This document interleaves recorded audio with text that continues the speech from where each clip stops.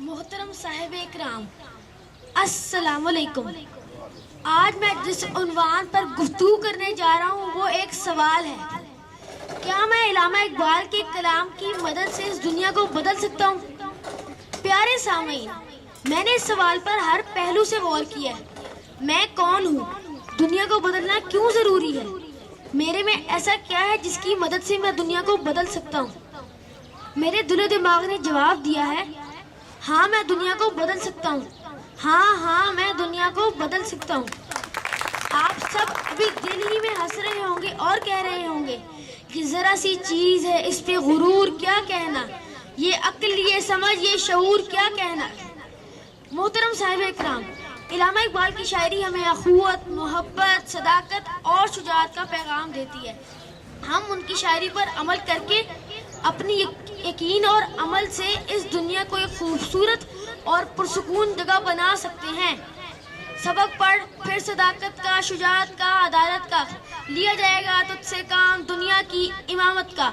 शुक्रिया। अभी तुम्हें और आगे जाना है, अभी तुम्हें और आगे बढ़ना है, दिखाना है दुनिया को सुरखरू होकर, देना है अपनी सलाहियतों का हिसाब अमीन होकर। अभी तुम्हें और आगे जाना है, अभी तुम्हें और आगे बढ़ना है। रहो लोगों के दिलों में खुशी बनकर, रहो उनके दुखों का मजर बनकर, मिलो अपनों की तरह, बिछड़ो तो अजनबी बनकर। अभी तुम्हें और आगे जाना है, अभी तुम्हें और आगे बढ़ना है। बहुत खूबसूरत पैगाम, बहुत बड़े जज्बे के साथ कि हम सबको के लिए बहुत लम्हाई फिक्रिया है कि जो बच्चा हमें पैगाम दे के गया है कि दुनिया को बदलने की बात करके गया। तो हम आज 13 जनवरी के दिन इस बात का अज़म करेंगे कि हम दुनिया को बदल के रहेंगे, पाकिस्तान के अवाम को बदल के रहेंगे। अब आपकी तालीम में तशरीफ लाएंगे लाहौर कमेटी के रहनुमा जनाब तौफीक साहब।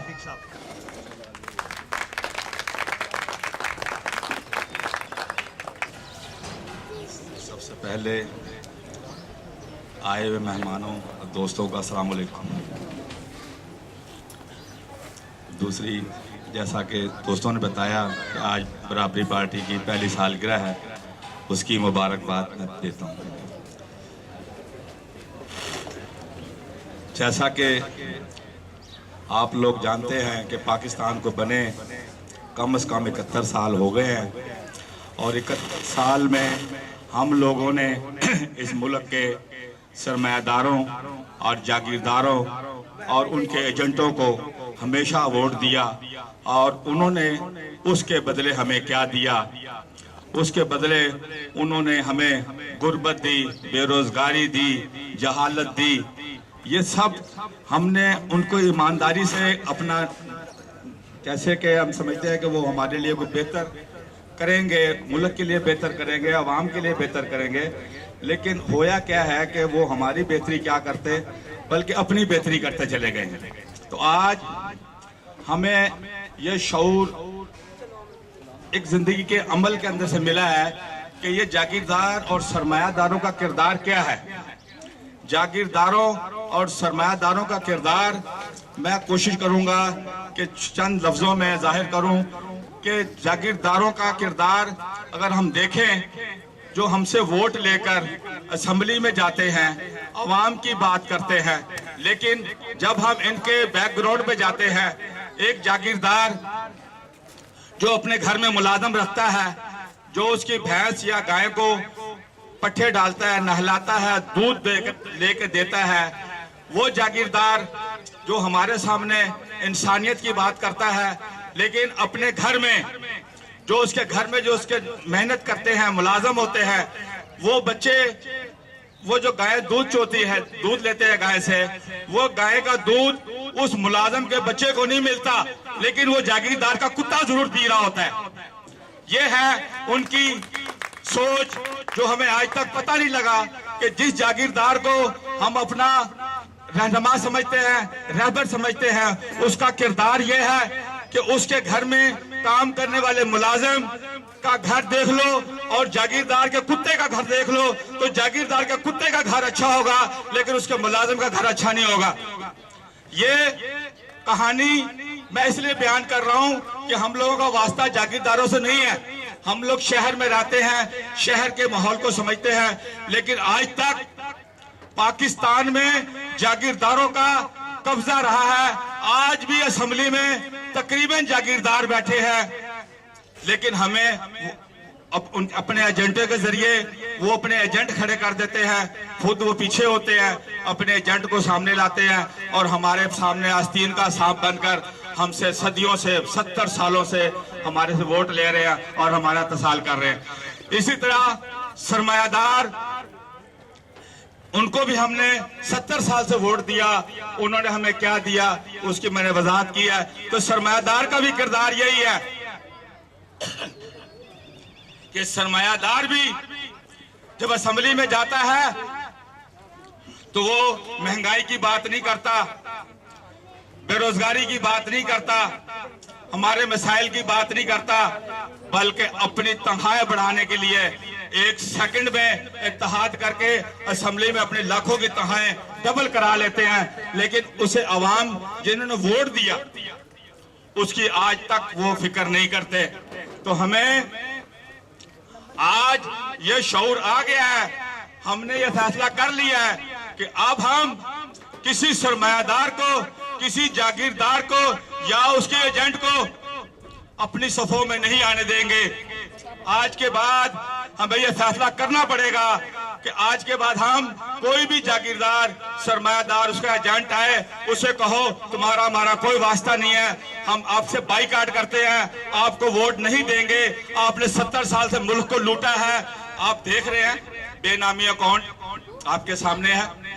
तो ये जो सरमायादार है इनका भी एक करैक्टर कुछ इस तरह ही है कि ये खुद तो जब असेंबली में जाते हैं और पूरा महीना, 2 महीने, 3 महीने असेंबली में जाते भी नहीं है, लेकिन तनख्वाहें ले लेते हैं। लेकिन इन सरमायादारों की फैक्ट्री में काम करने वाले मजदूर या उनके घर में काम करने वाले मुलाजिम अगर एक छुट्टी कर लें तो उसकी तनख्वाहें काट लेते हैं। और आप ये 15-15 दिन असेंबली में नहीं जाते, अपने तमाम अलाउंस लेते हैं और जलसे में आकर, अवाम के इलेक्शन कैंपेन में आकर वो हमें कहते हैं हम आपके बड़े हमदर्द हैं, बड़े हमदर्द, अपनी हमदर्दियां जाहिर करते हैं। हम लोग हमेशा इन लोगों को वोट दिया, लेकिन मैं समझता हूं कि आज इंसानों में शऊर आ गया है, आज हमारे भाइयों में, पाकिस्तानियों में, दुनिया में शऊर आ गया है। शऊर की इंतहा बहुत दूर चली गई है। जमीन का राज नहीं रहा, आसमान का राज नहीं रहा, समुंदर के राज नहीं रहे।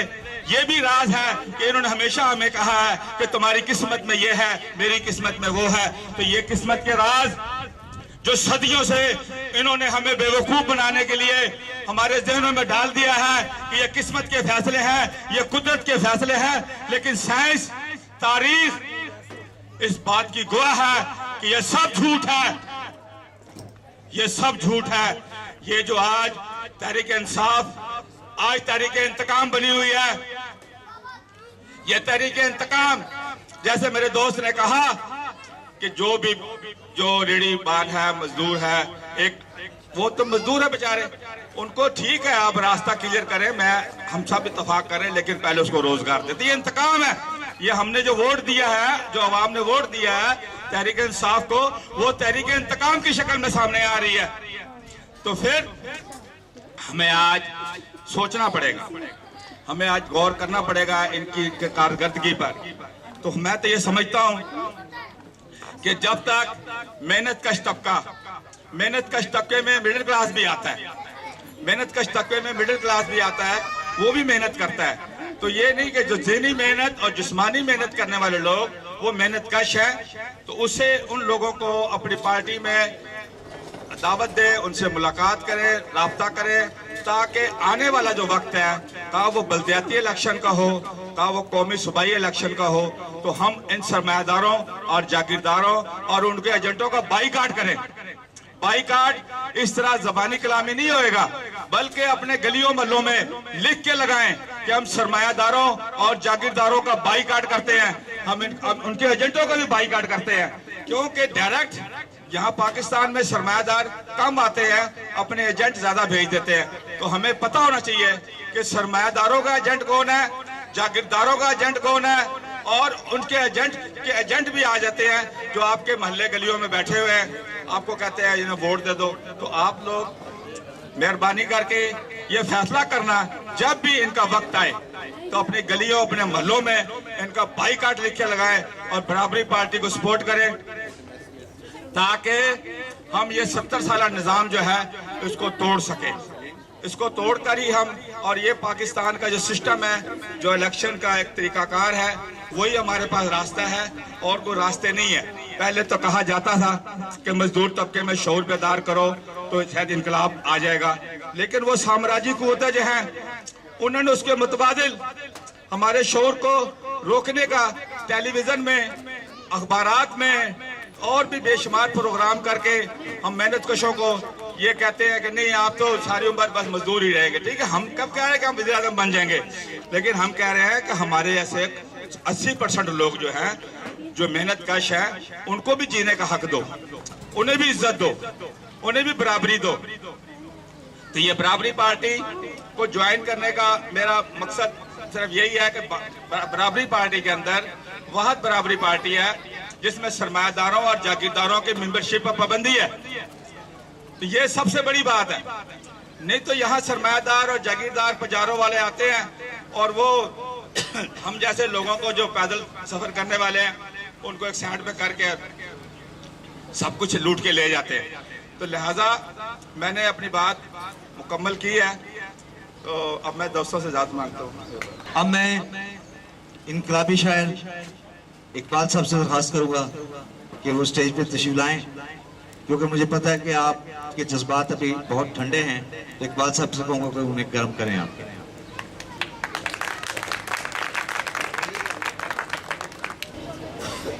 इन्नल हम्दुलिल्लाह नहमदुहु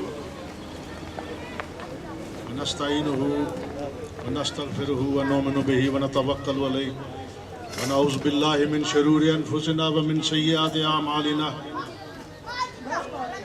अल्हम्दुलिल्लाहि वलिय्यिही वस्सलातु अला नबिय्यिही वल वज़्नु वल अदलु वल फ़ज़्लु वन नज़्मु वल अज़्मु बिल जज़्म बिवहदतिही बिकिब्रियाइही बिसुल्तानिन व बिइलानिन व बेतकानिन व बयानिन फी फुरकान वहदहु ला शरीक लहु वहदहु बिवहदतिन मुवहदन बिवहदतिन मुवहदन बिवहदा वहीदन व अहदन बिला मुददिन व जुददिन व नुसबिन व वस्फिन फिल कमाल ला शरीक लहु वला नज़ीर लहु वला मिस्ल लहु वला मिसाल लहु वला वज़ीर लहु वला मशीर लहु वला मुकारिन लहु वला मुकाज़िम लहु वला जलद बलद वलद जसद रुसव जुज़व नुज़व उज़मला वला जज़्ब वस्फ़ ऐब काब बैत खस्मला वला मुदानी लहु वला मुज़ारि लहु वला मुशाविर लहु वला मुकारिन लहु वला मुकाज़िम।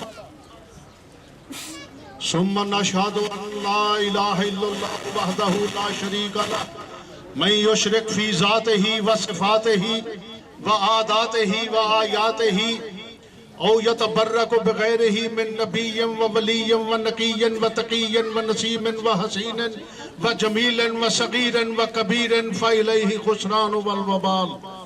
सुम्मा नशहदु अन्न सय्यदना व सनदना व मौलाना मुअय्यदना मख़दूमना मंजूमना मासूमना मक़सूदना अजदर खल्क़ि जदीरना व आज़मल खल्क़ि व अशरफल खल्क़ि व अहसनल खल्क़ि व अनवरल खल्क़ि मिनल हुस्नि व सिदारति वल विलायति वल हिकायति वल अमानति वल इमामा अलाना व अजलाना व अतकाना व अज़हदना व अरफ़कना व अहमरना अहमर अनवर अजदर अतफल औसक अनवर अजमल अकमल। सुम्मा नशहदु अन्ना हबीब रब्बिना व समदिना महबूब जदलिना व वसलिना ईमानिना रौनक जुदरानिना हादि सबीलिना हुवा उद्वतुन नुज़मतुन कुदवतुन रुतबतुन उस्वतुन हसना। अम्मा बाद फ़इन्न खैरल हदीस किताबुल्लाह व खैरल हदी हदी मुहम्मदिन सल्लल्लाहु अलैहि वसल्लम व शर्रल उमूर मुहदसातुहा व कुल्लु मुहदसतिन बिदअ व कुल्लु बिदअतिन ज़लाला व कुल्लु ज़लालतिन फिन्नार। क़ाल अल्लाहु तआला फ़िल क़ुरानिल मजीद वल फ़ुरक़ानिल हमीद या अय्युहल्लज़ीना आमनुत्तकुल्लाह हक्का तुकातिही वला तमूतुन्ना इल्ला व अंतुम मुस्लिमून। क़ाल अल्लाहु तआला फी मुकाम आखिर या अय्युहल्लज़ीना आमनू कूलू कौलन सदीदा। इन आयात की रोशनी में जो मैंने पहले हदीस मुबारका पेश की, फिर हमदे बारी ताला पेश की, फिर नाते रसूल मकबूल पेश की और आखिर में कुरान की आयात पेश की कि ऐ ईमान वालों सच बोलना, झूठ नहीं बोलना।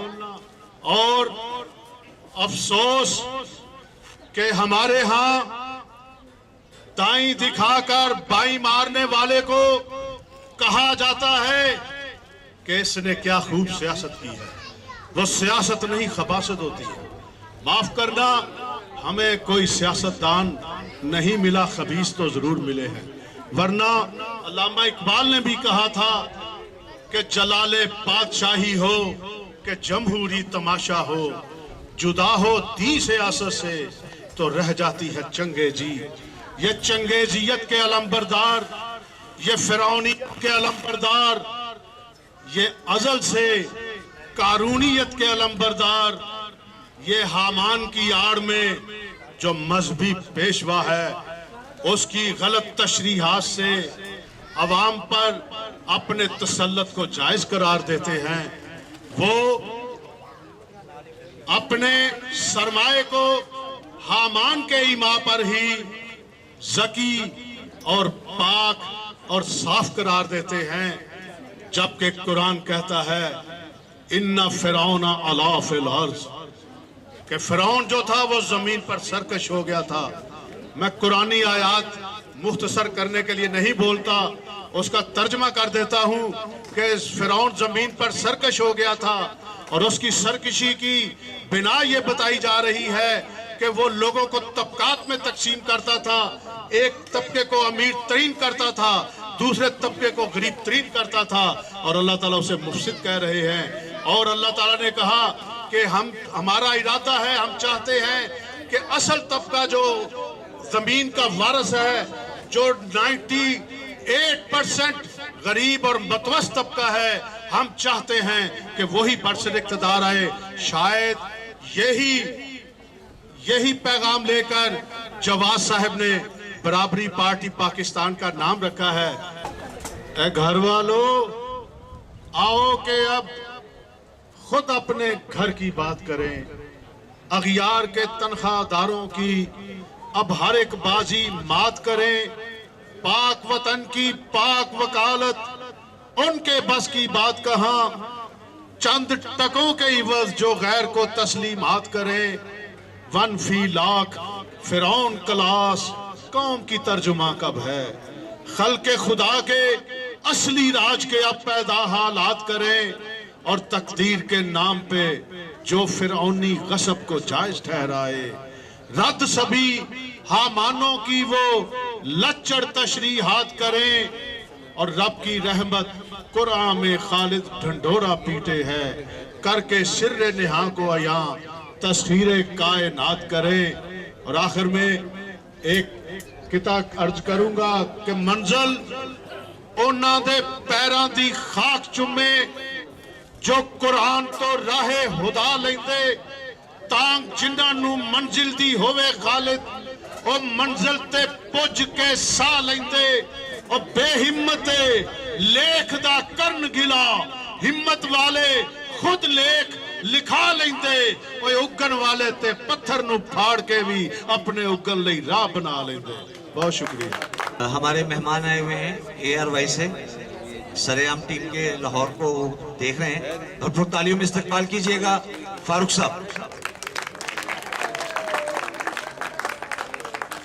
तो हमारा मकसद ये है कि पाकिस्तान को हमने अजीम और काबिल ताज़ीम बनाने के लिए हर उस तंजीम का, हर उस पार्टी का साथ देना है जो मेरे इस वतन के लिए काम कर रही है, मेरे इस वतन के लोगों के लिए काम कर रही है। तो मैं जवाद भाई की इस काविश को तहे दिल से उसका बहुत मशकूर हूँ कि उन्होंने यहाँ पे गरीब लोगों के लिए आवाज़ उठाई है। और हम भी बेसिकली यही काम कर रहे हैं। सरेआम का भी मोटिव यही है कि हम हर वो अच्छा काम करें जो हमारे वतन को अजीम और काबिल तज़ीम बनाए। तो मैं एक बार फिर बराबरी पार्टी का शुक्रिया अदा करता हूँ जिन्होंने हमें यहाँ पे बुलाया और हमें बड़ी खुशी हुई आप सबसे मिलके। इंशाल्लाह हम आपके साथ मिलके हर उस काम में आपका साथ देंगे जो इस मुल्क के लिए बेहतर होगा और इसकी आवाम के लिए बेहतर होगा इंशाअल्लाह। आपकी तालीम में तशरीफ लाएंगे एक और हमारे मजदूर रहनुमा अफसर साहब है।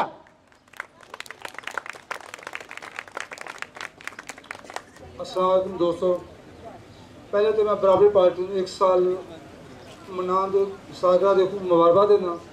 दूसरा कि ਅਸੀਂ ਪੱਠਾ ਮਜ਼ਦੂਰ और मेरे लगातार ਅਸੀਂ दिन रात ਸਾਡੀ ਮਿਹਨਤ के ਅਸੀਂ बराबरी पार्टी पाकिस्तान राज काम करिए और कर रहे हैं। बराबरी पार्टी का मकसद जरा लैके चले ने अल्लाह करे कोई कामयाब होइए। इस बिलाती इंतखाबात साड़ी कोशिश है कि असी पट्ठा मजदूरों को इलैक्शन लड़ाइए, भावें जनरल कौंसल लड़ाइए, नाज़म लड़ाइए, कोई भी असी आज की पूरे भरपूर तरीके बराबरी पार्टी के प्लेटफॉर्म इलैक्शन लड़ावे। शुक्रिया। अब मैं लाहौर कमेटी के सीनियर रहनुमा जनाब जावेद इकबाल भट्टी साहब से दरख्वास्त करूंगा कि वो अपने इज़ारा करें।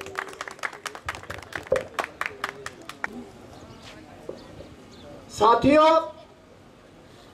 अपनी इस गुफ्तगू का आगाज एक शेर ना करांगा और इसका इख्तिताम भी एक शेर ते करांगा और उस दोवां शेरां दा बराबरी पार्टी पाकिस्तान दे नाल बड़ा गहरा ताल्लुक है। वो पहला शेर इस तरह है कि कुछ उंज भी रावां औखियां सन, कुछ उंज भी रावां औखियां सन, गल विच गम दा तौक भी सी, कुछ शहर दे लोकी जालम सन, कुछ सानू मरन दा शौक भी सी। इस शेर दा ताल्लुक बराबरी पार्टी पाकिस्तान दी लीडरशिप और जिन्ने भी कारकुनां नाल इस तरह बनदा है कि इस दौर दे विच इस वक्त पाकिस्तान च जिन्नियां वड्डियां सियासी पार्टियां काम कर रही ने, मैं तो उन्होंने कहांगा जिन्ने वड्डे वड्डे मगरमच्छ सियासत दे विच काम कर रहे हैं उन्हां मगरमच्छां नूं हत्थ पाना ये किसी आम बंदे का काम नहीं है। एडे वड्डे जेडे व्हील मछलियां ने, मगरमच्छ ने और एडे वड्डे सियासतदान ने, जगीरदार ने, सरमायादार ने, ब्यूरोक्रेट ने, इन्हों ने अपनी सियासत पे कब्जा किया है। इस कब्जे के दौरान मजदूरों वास्ते जगह बनाना, आम बंदे वास्ते जगह बनाना, मिडिल क्लास वास्ते जगह बनाना, मजदूरों के मुतालबात मनवाने वास्ते जगह बनाना ये कोई आम गल नहीं। ये बेड़ा बराबरी पार्टी पाकिस्तान के चेयरमैन जवाब अहमद ने चुकिया और असी सारी टीम पाकिस्तान के जिन्ने भी साडे मैंबर ने लाहौर कमेटी खासकर असी उन्होंने शाना बशाना जवाब अहमद नाल खड़े हैं और इस जो मकसद है पाकिस्तान के मगरमच्छां नूं ढाना, इन्हां दे मूहां दे विच हत्थ पाना, असी उन्हां दे नाल हां। साथियों, इस वक्त बल्कि पाकिस्तान जदों दा बनिया उदों तो लैके हुण तक 4 गिरोह ने जिन्हां ने पाकिस्तान की हुकूमत की है। मैं उन्होंने गिरोह ही कहांगा, तबका नहीं कहांगा। और गिरोह के पहला नंबर के गिरोह है जगीरदार, दूजे नंबर पे गिरोह है सरमायादार, तीजे नंबर पे गिरोह है फौजी ब्यूरोक्रेट, चौथे नंबर पे गिरोह है सिविल ब्यूरोक्रेट। ये 4 गिरोह ने जिन्हां भी 70 साल दे विच मुख्तलिफ तबका मुख्तलिफ शक्लों की हुकूमत रही ने। जब फौजी ब्यूरोक्रेट ले लो तो सारे तुसीं जानते हो किहड़े किहड़े बंदे ने, ज़िया हक मुशर्रफ वगैरह उन्हों की शक्ल दे विच इत्थे मौजूद रहे हैं, सरमायादार की शक्ल च नवाज शरीफ वर्गे मौजूद रहे हैं, जागीरदार की शक्ल दे विच लगारी वर्गे और दूसरे बंदे बड़े इत्थे हुकूमत करते रहे हैं। सिविल ब्यूरोक्रेट गुलाम इसहाक खान जिहड़ा सिविल ब्यूरोक्रेट सी जिहड़ा करदा रहा, ये 4 तबके हुकूमत करते रहे हैं। अच्छा, पहले यह होंदा सी कि ये तबके जो हुकूमत एक तबका इन्हां 4 जो हुकूमत करता सी ते दूसरे 3 तबके उहदे खिलाफ हो जांदे सन। ਉਹਦੇ ਕੰਮ 'ਚ ਰੁਕਾਵਟ ਪਾਉਂਦੇ ਸਨ। ਤੇ ਉਹ ਇੱਕ ਤਬਕਾ ਹੁਕਮਰਾਨ ਜਿਹੜਾ ਸੀ ਉਹ ਆਮ ਬੰਦਿਆਂ ਨੂੰ ਜਿਨ੍ਹਾਂ ਦੇ ਵੋਟ ਲੈ ਕੇ ਉੱਤੇ ਆਉਂਦਾ ਸੀ ਉਹਨਾਂ ਨੂੰ ਕੋਈ ਫੈਸਿਲਿਟੀ ਦਿੰਦਾ, ਮਰਾਤਾ ਦਿੰਦਾ ਸੀ। लेकिन हुण एक ऐसा वक्त आ गया, हुण एक ऐसा वक्त आ गया, मेरी गल जरा गौर ना सुनना, कि हुण ना सरमायादार सरमायादार रहा, ना जगीरदार जगीरदार रहा, ना ब्यूरोक्रेट रहा तो ना फौजी रहा। हुण चारे एक हो गए ने। और किस तरह कि इन्हां चारा ग्रोहां ने अपने धीआं पुत्रां दी शादी एक दूजे नाल करने शुरू कर दित्तियां ने। जगीरदार ने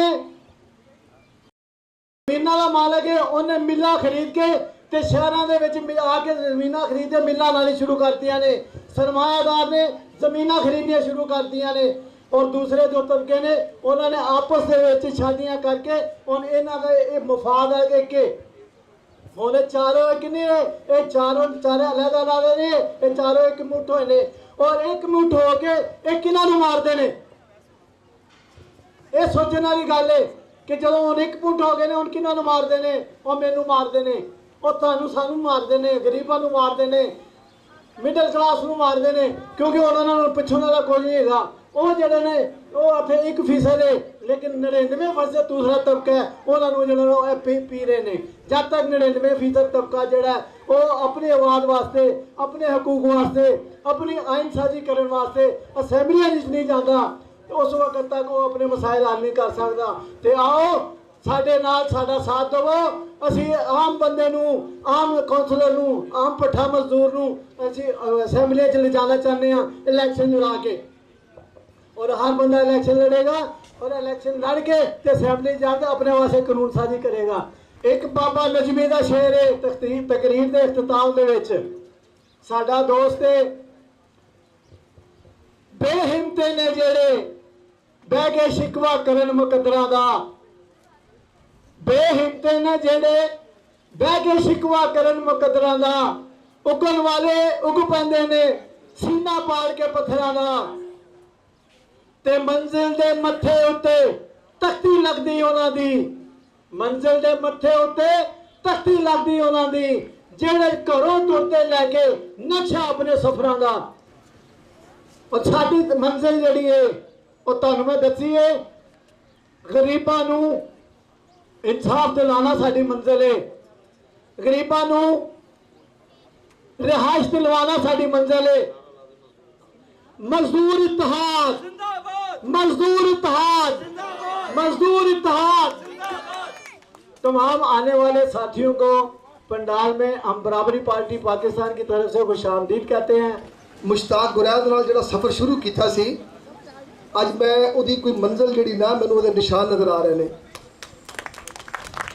क्योंकि जिहड़ा सफ़र असी एक अरसा पहले भट्टी साहब दे नाल, फरूक तारक साहब दे नाल और गुरैद साहब दे नाल, और मैं समझना वा कि वो सफ़र साडा रायगा नहीं गया। असी जिस वक्त मंजिल वाल असी पैर चुक्या सी वो सानू मंजिल सामने नज़र आ रही है। लेकिन गल शर्त वही है जी भट्टी साहब ने की, जो तक असी सरमायादारी निज़ाम का, जो तक असी इस जी लुट मार का जोड़ा खात्मा नहीं करांगे, असी मंजिल नूं अगे नहीं लैके जा सकते। और मैं इस प्लेटफार्म ते एक दो शेर कहांगा कि जेड़े अगे हुंदे ने फाहे लगे हुंदे ने, जेड़े अगे हुंदे ने फाहे लगे हुंदे ने, मावां लई ते जमदे पुत्तर जिवें जगे हुंदे ने। जेड़े अगे हुंदे ने फाहे लगे हुंदे ने, मावां लई ते जमदे पुत्तर जिवें जगे हुंदे ने, ते चौधरियां दे डेरे उत्ते भाईया बंदे टके हुंदे ने। चौधरियां दे डेरे उत्ते बंदे टगे हुंदे ने, मावां लई ते जमदे पुत्तर जिवें जगे हुंदे ने। गल ये कि अगर असी अपने घर घर दे विच जगे पैदा कर रहे ने, अगर असी सरमायादारी निज़ाम की धौन तोड़नी है, जे असी अपनी जगह लैनी है, साडा मुस्तकबिल इस निज़ाम नूं तोड़ना है, साडे पुत्तर, साडियां धीआं, साडी आने वाली नस्ल वो कदे भी खुशहाल नहीं हो सकती जब तक असीं इस निज़ाम नूं खात्मा नहीं करांगे, असीं रल के नहीं टुरांगे। पाकिस्तान दे विच सब तो ज़्यादा जिहड़ी आबादी है वो पिछड़े तबके की गरीब लोगों की आबादी है। और मैनूं अफसोस होंदा है कि असीं किसी भी प्लेटफार्म ते किसी भी जगह ते इकट्ठे नहीं होंदे। और ये जिहड़ा चंद जिहड़े लोग ने, जिहड़े चंद फीसद लोग ने, ये सानूं मुख्तलिफ हीले बहानियां दे नाल मुख्तलिफ जिहड़े ने लॉलीपॉप दे के साडे कोलों सीटां लै लैंदे ने और असैंबलियां दा जिहड़ा ने ये जाके शिकार बनते हैं और सानू ही फिर साढ़े ही फिर पैरों सानू पैरों थले मदोल लेंदे ने। गल ये है कि इस लुट मार का ये बाजार जिहड़ा ना ये कदों तक चलता रहेगा, इनू असीं तोड़ना है। और किवें तोड़ना है कि असीं एक ना एक जगह ते भावें बराबरी पार्टी होवे, भावें वो मजदूर मरकज होवे, वो भावें जनाब ट्रेड यूनियन दे प्लेटफार्म होवे, सानू एक जगह ते एक आवाज़ बननी पवेगी। ते आखिर दे विच इक्को शेर के ऐसी यादें छोड़ के जाओ दुनिया में, ऐसी यादें छोड़ के जाओ दुनिया में, मर जाने पर सोग मनाए दुश्मन भी। बहुत शुक्रिया। तशरीफ लाएंगे जनाब मोहम्मद फैसल। ताली बजा दो भाई। अस्सलाम वालेकुम। वालेकुम अस्सलाम। सबसे पहले तो मैं चेयरमैन साहब से इजाज़त चाहूँगा।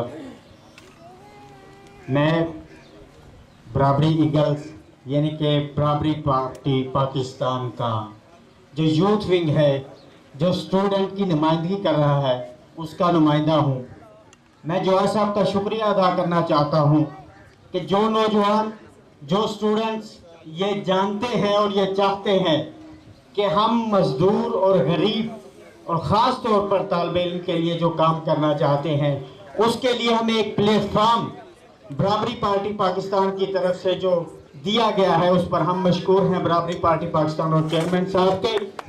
हम ये जानते हैं और ये मानते हैं कि हमारा नुमाइंदा जागीरदार नहीं हो सकता। हम ये भी जानते हैं कि मजदूर की नुमाइंदगी को सनतकार नहीं कर सकता। इसीलिए बराबरी पार्टी पाकिस्तान की तरफ से ये एक जदोजहद शुरू हुई है और ये जदोजहद आज 1 साल के बाद आज हम इकट्ठे हुए हैं।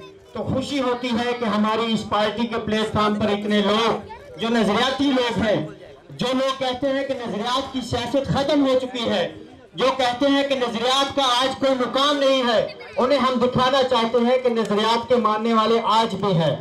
हम मजदूर की आवाज बनेंगे इस पार्टी की तरफ से, हम किसान की आवाज बनेंगे इस पार्टी की तरफ से, हम गरीब तालिबे इल्म की आवाज बनेंगे इस पार्टी की तरफ से। मैं दावत देता हूं तमाम नौजवानों को, तमाम स्टूडेंट्स को पूरे पाकिस्तान से कि वो बराबरी पार्टी और बराबरी ईगल्स को ज्वाइन करें और अपनी एक ताकत और लोहा मनवाए। जो गुंडागर्दी तमाम अदारों में की जाती है, हमारा उससे कोई ताल्लुक नहीं है। हम एक पुरअमन और सियासी जदोजहद के तहत अपने तमाम तलबा को एक शऊर देना चाहते हैं। शऊर का तहत इस बराबरी पार्टी पाकिस्तान का मकसद ही पूरी कौम को शऊर देना है, स्टूडेंट्स को शऊर देना है, मजदूरों को ताकत और शऊर देना है, किसानों को ताकत और शऊर देना है। मैं तमाम अपने दोस्तों को, तमाम पाकिस्तान की यूथ को, तमाम पाकिस्तान के किसानों को दावत देता हूं आज इस प्लेटफॉर्म से कि बराबरी पार्टी पाकिस्तान के दस्तों बाजू बन के इस नौजवान कायद जनाब जवाद अहमद साहब के दस्तों बाजू बने और इन जागीरदारों और इन सरमायादारों जिन्होंने खून चूसा है इस मुल्क का, उसके खिलाफ एक पूरा जद्दोजहद के तहत अपने नुमाइंदे जो हम में से हों, हम जैसे हों, बल्कि हम हों, वो पार्लियामेंट तक पहुंचाए। बहुत शुक्रिया। आज इस मुल्क के हालात बदलेंगे, आज हमारे हालात बदलेंगे, लेकिन 70 साल से नहीं बदले। 70 सालों में मैंने हालात बदलते देखे। थाईलैंड, चीन, कोरिया, दुबई और श्रीलंका के हालात बदलते देखे मैंने, लेकिन नहीं बदले। तो इस मुल्क के हालात नहीं बदले, इस हमारे हालात नहीं बदले। और यहाँ पे हमें कभी तो जमहूरियत, कभी आमरियत, कभी चार्टर ऑफ डेमोक्रेसी, कभी आहनी तरामीम, कभी शहीद जमहूरियत। मैं जवाद अहमद साहब बराबरी पार्टी पाकिस्तान के प्लेटफॉर्म से अपनी आवाज़ बुलंद की और जवाद अहमद साहब का शुक्रिया अदा करता हूं कि जिन्होंने हमारी आवाज़ को आवाज़ बनकर हमें मौका दिया। बहुत शुक्रिया। जनाब जवाद साहब, निज़ामी साहब, मेरे स्टेज पे बैठे हुए तमाम काबिल एहतराम दोस्तों, आप सबको मेरी तरफ से सलाम। आज मैं समझता हूँ कि पाकिस्तान में जद्दोजहद करने वालों के लिए एक नया दिन है, एक नए अज़्म की बात शुरू होने वाली है। बराबरी पार्टी को 1 साल हुआ है अपना आगाज़ करके यहाँ तक पहुँचे हुए, और मैं समझता हूँ कि बहुत थोड़े अरसे में मेहनत कशों की बात करने वाले, किसानों की बात करने वाले, तलबा की बात करने वाले, गरीब तबकात की बात करने वाले 1 साल में आज अपना यौम तासीस मना रहे हैं। मैं इनको मुबारकबाद देता हूँ। जहाँ पाकिस्तान में हमारे हुक्मरान तबकात ने जो गुल खिलाए हैं वो आप रोज सुनते हैं। टेलीविज़न रोज एक दूसरे की धज्जियां बिखेर रहा होता है, लेकिन मैं समझता हूं कि अगर पाकिस्तान में जद्दोजहद, अगर पाकिस्तान में मेहनत कशों के लिए कोई काम किया गया है तो थोड़ा थोड़ा सही, लेकिन मुख्तलिफ पॉकेट्स में पूरे पाकिस्तान में हमारे नौजवान की आदत की तरह इन्होंने काम किया है। और आज हमारे पास ये मौका है कि यहाँ हम बैठे हुए एक दूसरे के दुख दर्द सुन सकते हैं। मैं पाकिस्तान में bonded labour liberation front Pakistan की तरफ से, पाकिस्तान के 70 लाख भट्टा मजदूरों की तरफ से, पाकिस्तान में जबरी मुशक्कत में पिसते हुए 70 लाख गुलामों की तरफ से आपको यकीन दिलाता हूं कि आप अपने अज़म के साथ गली गली जाएं, कूचे कूचे जाएं, आपको हर जगह पे गरीब आपके साथ नजर आएगा। एक और बात, ख़ास तौर पे आज हमारे हुक्मरान तबकात जो हैं वो ये कहते थकते नहीं हैं कि हम 50 लाख घर देंगे, लेकिन उन्होंने कभी ये नहीं कहा कि जो ईंटें बनाते हैं वो तो बेघर हैं।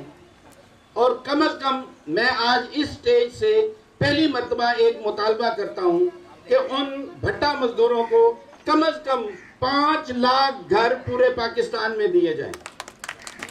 और उनका ये नारा है कि इट्टा साड़ियां महल तुहाडे, हुक्मरानों शर्म करो, हुक्मरानों शर्म करो। बहुत शुक्रिया। बहुत शुक्रिया। अब मैं WOT के रहनुमा जनाब राशिद मजीद साहब से दरख्वास्त करूंगा को अपनी पार्टी के 1 साल मुकम्मल होने की मुबारकबाद। तो जनाब बातें थोड़ी सी हैं, उन्होंने कहा मुख्तसर सा खिताब करना है आपने, तो इतना ही कहना चाहूँगा कि जितनी देर तक निचला तबका ऊपर नहीं आएगा, तब्दीली खोखले नारों से नहीं आती, निचला तबका ऊपर आएगा तो इंशाल्लाह तब्दीली ज़रूर आएगी। जवाब तेरे आने से, जोर से बोलो, जवाब तेरे आने से, जवाब तेरे आने से। अब मैं जनाब जावेद आफ्ताब साहब से दरख्वास्त करूंगा कि वो आज इनकलाबी कलाम पेश करें। भरपूर तालियों में इस्तकबाल कीजिएगा जावेद आफ्ताब।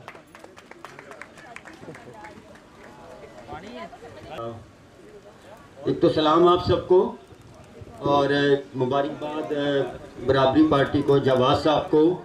और मैं आगाज़ एक जो कुछ यहाँ लिखा गया है ना, जितने मुतालबा जो सारा कुछ बराबरी पार्टी के मंशूर में है, पहले तो एक मैं नज़म आपको सुना देता हूँ जो पाकिस्तान के नाम ही है, और उस हवाले से उसके बाद 2-3 मिनट की बात। उसका उन्वान है रहने भी दो। अब और कितना उधेड़ोगे मुझे, अब और कितना उधेड़ोगे मुझे, रहने भी दो। बखिए मेरी ज़ात का हिस्सा नहीं रहे, बखिए मेरी ज़ात का हिस्सा नहीं रहे, मसामों से लुआब रिसने लगा है। बखिए मेरी ज़ात का हिस्सा नहीं रहे, मसामों से लुआब रिसने लगा है, और हवाएं इनमें गिरिया गुना है। बखिए मेरी ज़ात का हिस्सा नहीं रहे, मसामों से लुआब रिसने लगा है, और हवाएं इनमें गिरिया गुना है। रहने भी दो, रहने भी दो। तुम किसी और कश्ती के मुसाफिर हो, मेरा बादबां और है। तुम किसी और कश्ती के मुसाफिर हो, मेरा बादबां और है। तुमने समंदर में उठती लहरों का शोर नहीं सुना, मैं मौज दर मौज इनसे खेला हूँ। तुमने समंदर में उठती लहरों का शोर नहीं सुना, मैं मौज दर मौज इनसे खेला हूँ। रहने भी दो और मेरा बादमा खुला रहने दो। तो साथियों, दोस्तों, जो यहाँ पे जितने हमने बातें की हैं, मैं सुन रहा हूँ काफ़ी देर से, हमारे जो दोस्त आ रहे हैं जो लाहौर से बाहर भी हैं उनको भी खुशामदीद, और जो यहाँ पे दोस्तों ने बातें की हैं, सच तो बहुत तल्ख और बहुत कड़वा है। आप 70 साल को तो छोड़े ना, आज की तारीख की बात करें कि आज के बाद हमने क्या करना है। 70 साल का तो रोना रोते रोते हमारी नस्लें, हम भी आगे इस एज में पहुँच गए, और उनको हमने नहीं बर्बाद करना, ना तबाह होने देना, हमने कुछ सिमत मुतय्यन करनी है। आप जो 4 तबकों की बात कर रहे हैं, जागीरदार हो जाए, सरमायादार हो जाए, फौज हो जाए, ब्यूरोक्रेसी हो जाए, ब्यूरोक्रेट हो जाए, उसके साथ साथ अदलिया भी शामिल है। अदलिया ने भी जो इनको तहफ़्फ़ुज़ात दिए, और आज भी जो अदलिया, देखिए, जो जहनी तौर पे सरमायादार और जागीरदार होगा ना, वो चाहे गरीब हो, चाहे अमीर तबका हो, चाहे किससे भी ताल्लुक़ रखता हो, जहनी तौर पे आपकी जो नशो नुमा और जहनी तरबियत बदलने की सोच है ना, वो जो जहनी सरमायादार और जागीरदार की वो होती है। वो हमारी किसी सियासी जमात अभी तक तो जो भी जाहिर है तहरीक इंसाफ भी आजकल आई ना, जिस तरह आई वो हमें भी पता है।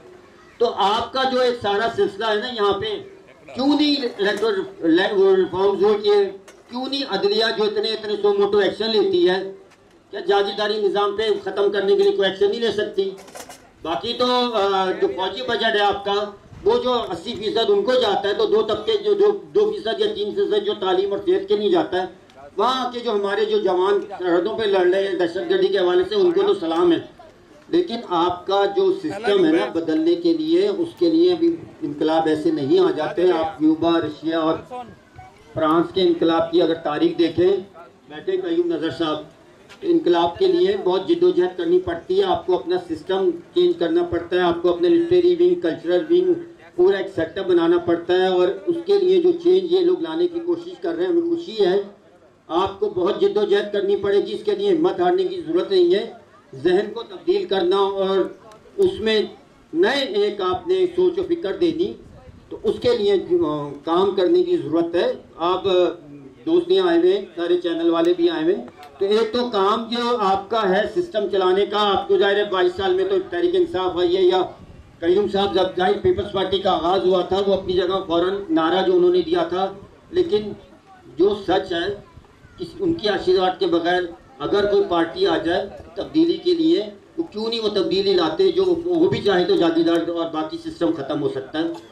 ये सवालिया निशान है। हमने इनको तब्दील करने के लिए हमारा भी एक तंजीम का है, हर हफ्ते इजलास होता है, इनके दोस्त आते हैं वहाँ, जवाद साहब की बराबरी पार्टी के अंजुमन तरक्की पसंद सनफीन का।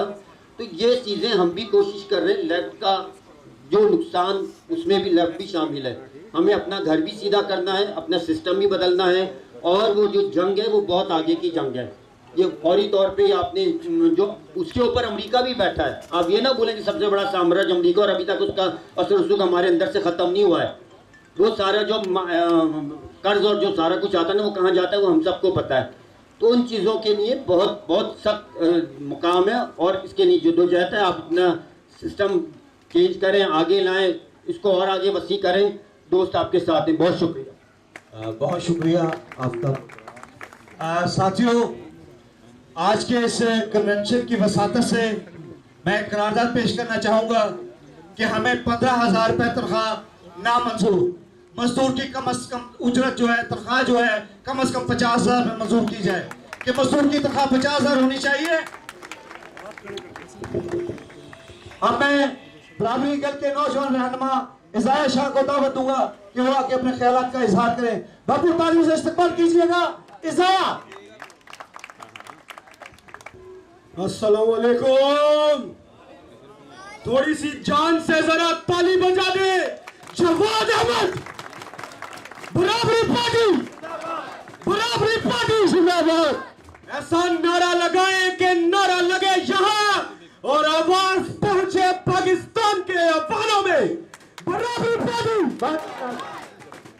मैं यूथ का लीडर बराबरी पार्टी की तरफ से तमाम यूथ जो यहाँ बैठी है उसको मुबारकबाद देता हूँ। जवाद भाई के विजन के लिए, जवाद भाई के उस ख्वाब के लिए जो उन्होंने इस मुल्क के लिए देखा। जवाद भाई का शुक्रिया अदा करता हूं। मैडम डॉक्टर शनाज यहाँ बैठी हैं, उनका शुक्रिया अदा करता हूं। चेयरमैन मिनॉरिटी अफेयर्स के पास रैसम बाबर शाह साहब, उनका बहुत बहुत शुक्रिया कि उन्होंने मुझे ये रास्ता दिखाया और आज मैं बराबरी का हिस्सेदार हूं। और 1 साल मुकर्रर होने पर आप सबको बहुत बहुत मुबारक हो। यूथ इस मुल्क का सबसे बड़ा असासा है, जिसको अपने मकसद, अपने मुफाद के लिए हर तमाम पार्टी ने, वाहिद बराबरी पार्टी को निकालकर तमाम पार्टियों ने अपने मकसद के लिए इस्तेमाल किया। उनसे वोट लिए, उन्हें जलसों में रौनक लगाने के लिए बुलाया गया, लेकिन आज तक किसी पार्टी ने भी ये बात नहीं की कि जो मंथली वेज है वो 15,000 रुपए उस यूथ के बंदे को भी मिलती है जिसने MBA किया है। सिर्फ वाहिद एक ऐसी पार्टी बराबरी पार्टी है जो ये कहती है कि 15,000 रुपए पे हमारा गुजारा नहीं है। मैं उन लोगों से ये सवाल पूछता हूं, उन इमरान खान से, जहांगीर तरीन से जो अभी हुकूमत में है, कि आप लोग 15,000 में गुजारा कर सकते हैं? सिर्फ हमें यह जवाब दे। तो फिर इस मुल्क की यूथ को क्यों नहीं काम मिलता, क्यों बेरोजगार है सब? सिर्फ इसलिए कि ये लोग सिर्फ अपने मुफाद के लिए उनको इस्तेमाल करते हैं। जाते जाते बराबरी पार्टी की तरफ से एक नारा जो मैं चाहूंगा आप सब मेरे साथ मिलकर लगाएं। न तीर की दहाड़ से, न शेर की ललकार से, न बल्ले की पहचान से, बराबरी डरती है सिर्फ अपने परवरदिगार से। आपकी जोरदार तालियां एक बार फिर से जवाद अहमद, मैडम डॉक्टर शनाज बाबर शाह साहब, आपका बहुत बहुत शुक्रिया, आपका बहुत बहुत शुक्रिया। बहुत शुक्रिया।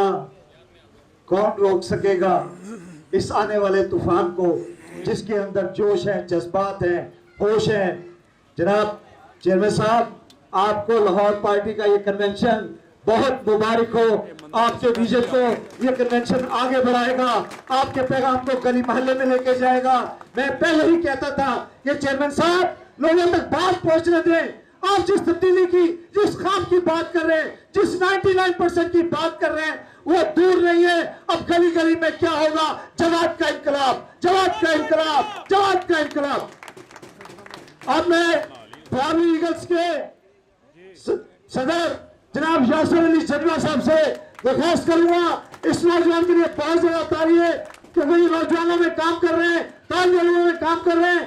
और आपकी भरपूर तालियों में तशरीफ लाते हैं यासिर अली जजवा। अस्सलाम वालेकुम। सबसे पहले तो मैं अपनी पार्टी का, बराबरी ईगल्स और दूसरी लाहौर कमेटी का बहुत मशहूर हूँ, क्योंकि उन्होंने ये इवेंट बहुत कामयाबी से ये इसको ऑर्गेनाइज किया। और सेकंड बात, हमारे कायद जवाद अहमद साहब, इन्हें क्यों जरूरत पड़ी, ये क्यों आए? ये इनके पास ना शोहरत की कमी, ना इन्हें दौलत की कमी, तो क्यों आए? ये हम गरीबों की खातिर, हम मिडिल क्लास, हम वर्किंग क्लास लोगों के लिए ये अपना विजन लेके आए। अरे कभी जवाद अहमद ने भी उन गरीब बच्चों की सिसकती आवाजों को सुना होगा, कभी इन्होंने भी उस गरीब औरत को बिकते देखा होगा, तो इन्होंने ये कदम उठाया। कुरान मजीद में इरशाद है कि जो कौम अपनी खातिर खुद उठती नहीं, उस कौम की हालत कभी नहीं बदलती। कई मकामात पर फरमाया, एक मकाम पर फरमाया कि फरियाद में ही लौटा दो लूटने वालों, ये उस गरीब का हक था जिसका पसीना फैक्ट्री की चिमनी से धुआं बन के उतरा था। ये उस गरीब किसान का हक था जो अपना बदन सूरज की आग में जलाता था। ये उस मजदूर का हक था जो अपना बदन सूरज की आग में जलाता था। अरे तुम हराम की जिंदगी बसर करते हो, तुम हराम की जिंदगी बसर करते हो। सुनो, जब इस मुल्क में जवाद अहमद का दिया हुआ निजाम आएगा, जब इस मुल्क में हमारे कायद का दिया हुआ निजाम आएगा, फिर देना नहीं होगा इन जालिमों से, इन जाबिरों से, इन लुटेरों से छीन कर लौटाना होगा। दौलत की इस गैर मुंसिफाना तकसीम को मुस्तरद कर दिया जाएगा और दौलत की तकसीम का नया निजाम आएगा और बराबरी पार्टी के निजाम के मुताबिक हर भूखा खाना खाएगा। और इंशाल्लाह ताला आखिर पर उठो मेरी दुनिया के गरीबों को जगा दो, काखे उमरा के दरो दीवार हिला दो, सुल्तानी जमहूर का आता है जमाना, जो नक्श कोहन तुमको नजर आए मिटा दो। और आखिर पर ये बराबरी ईगल्स की नजर मेरा अपना लिखा हुआ शेर कि इनकलाब आएगा, जवाब साहब, इनकलाब आएगा, इनकलाब आएगा, हम है तूफान हमसे जो टकराएगा, मर के कब्र में अपनी वो घबराएगा, इनकलाब आएगा, इनकलाब आएगा। शुक्रिया। अब मैं सेक्टर सेक्रेटेरिएट के मेंबर मामून रजा साहब से दरख्वास्त करूंगा कि मुख्तसर खिताब के लिए तशरीफ लाएं। भरपूर तालियों से इस्तकबाल कीजिएगा मामून रजा। अरसा 40 साल बाहर रहा और मैं टेलीविजन पे देख रहा था कि ये पार्टी का इनॉग्रेशन हो रहा है, तो उस वक्त मैंने इसको सिर्फ देखा कि पार्टी बन रही है, ये बन गई है। मुझे ख्याल नहीं था कि कभी मैं इस पार्टी का हिस्सा बनूंगा। तो अब मैं इस पार्टी का हिस्सा हूँ और मैं देख रहा हूँ कि जवाद साहब के इनकलाब की तरफ बढ़ते हुए कदम आप सब लोग उनका साथ दे रहे हैं और मैं भी उनके साथ शामिल हूँ। मैंने देखा है बाहर के मुल्कों में रहते हुए कि हमारी कौम जिस सलाहियत की मालिक है, ना उससे पाकिस्तान में उससे काम लिया गया, ना उन लोगों से उनकी रहनुमाई की गई, जिसकी वजह से आज 70 साल से आज भी वैसे ही खड़े हैं जैसे मैं इस मुल्क को 40 साल पहले छोड़ के गया था। मेरे हर वक्त ये ख्वाहिश होती थी कि मैं जब भी पाकिस्तान आता था मैं देखता था कि मेरी कौम की हालत बदल जाए, मेरे लोगों की हालत बदली हो, लेकिन अनफॉर्चुनेटली मैंने देखा कि लोग इसी तरह उसी हालत में है, बजाय हालत बदलने के इनके हालात वैसे ही हैं बल्कि और ख़राब होते जा रहे हैं। तो मैंने जवाद साहब से रब्ता किया कि मैं आपकी पार्टी का हिस्सा बनना चाहता हूँ, तो उनकी मेहरबानी है, उनकी टीम की मेहरबानी है कि उन्होंने मुझे मौका दिया। मेरे लिए बहुत खुशी का बायस है कि मैं आप लोगों के दरमियान हूँ। इंशाल्लाह आपके साथ मेरा साथ रहेगा और हम आगे बढ़ते रहेंगे। बहुत बहुत शुक्रिया। अब मैं जिस दोस्त को, जिस साथी को दावत खिताब दे रहा हूँ, भरपूर तालियों से इस्तकबाल कीजिएगा। लफ्ज़ मेरी समझ में नहीं आता कि ये माइनॉरिटीज़ क्या है, हम तो बराबरी की बात करते हैं। बराबरी के रहनुमा जनाब बाबर शाह साहब, भरपूर तालियों में इस्तकबाल कीजिएगा।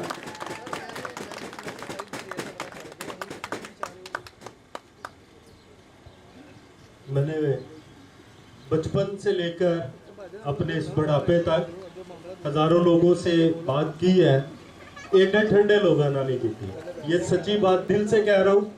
कोई किसी तरफ देख रहा है, कोई किसी तरफ देख रहा है। जवाद साहब इधर बैठे हैं, इधर देखो यार। जवाद साहब के लिए इधर एक और बराबरी पार्टी के लिए जोरदार तालियां। और जब तक हर हाथ ताली नहीं बजाएगा, मैंने कहते जाना ताली बजाओ। हर हाथ, हर हाथ, हर हाथ।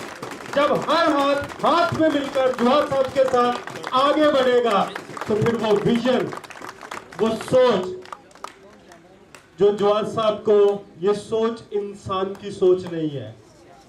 मैं अपनी मसीही कौम का मजहबी रहनुमा हूँ, तो कलाम की वाकफियत होने के बायस मैं थियोलॉजी का प्रोफेसर हूँ। तो उस सोच और उस स्टडी के बायस मेरी बात बड़े ध्यान से सुने। बड़ा मौका मिलेगा आपस में गपशप करने का, आपको घर में जाके सारा कुछ करने का दोस्तों में। ये सोच कम इंसानों को मिलती है और ये सोच इंसान के अंदर की नहीं हो सकती, ये अल्लाह ही सोच है। हर इंसान अपने लिए ख़ास तौर पर पाकिस्तान में जीता है, अपने बच्चों के लिए, अपने ख़ानदानों के लिए और दूसरों के लिए सोचने का, कुछ करने का उनके पास वक्त ही नहीं होता। और अगर कोई सोचता या कुछ करने का अज़म करता है तो उसके पीछे कोई ना कोई उसका अपना शख्सी, पर्सनल, ख़ानदानी, कौमी या कोई ना कोई मफाद ज़रूर होता है। मैं बचपन से लेकर आज तक इस पाकिस्तान में मैं किसी ऐसे शख्स को ढूंढता रहा जिसमें वाकई ही इंसान की सोच हो, बराबरी की सोच हो, जो सब इंसानों को एक जैसा मानते और जानते हो, हर चीज से बालातर होकर है। और वो चीज मैंने थोड़े वक्त में ये जवाद अहमद के अंदर देखी, उनकी फिक्र, ना सिर्फ मेरे अकेले के लिए, आप सब के लिए। सर, आपको आज की बहुत बहुत मुबारकबाद। आपकी कोशिशें रंग लाएंगी। और एक छोटी सी बात जवाद साहब के लिए, सर ये आपके लिए।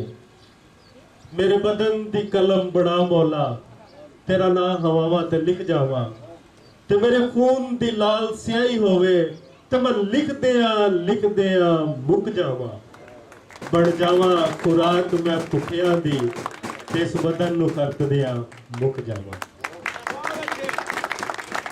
ये अल्लाह ताला ने इस मुल्क पर, कौम पर, हम सब पर मेहरबानी की है कि जवाद अहमद जैसे रहनुमा को हमारे दरमियान पैदा किया, जो हम सब की, इस कौम की, इस मुल्क की फ़िक्र करते हैं।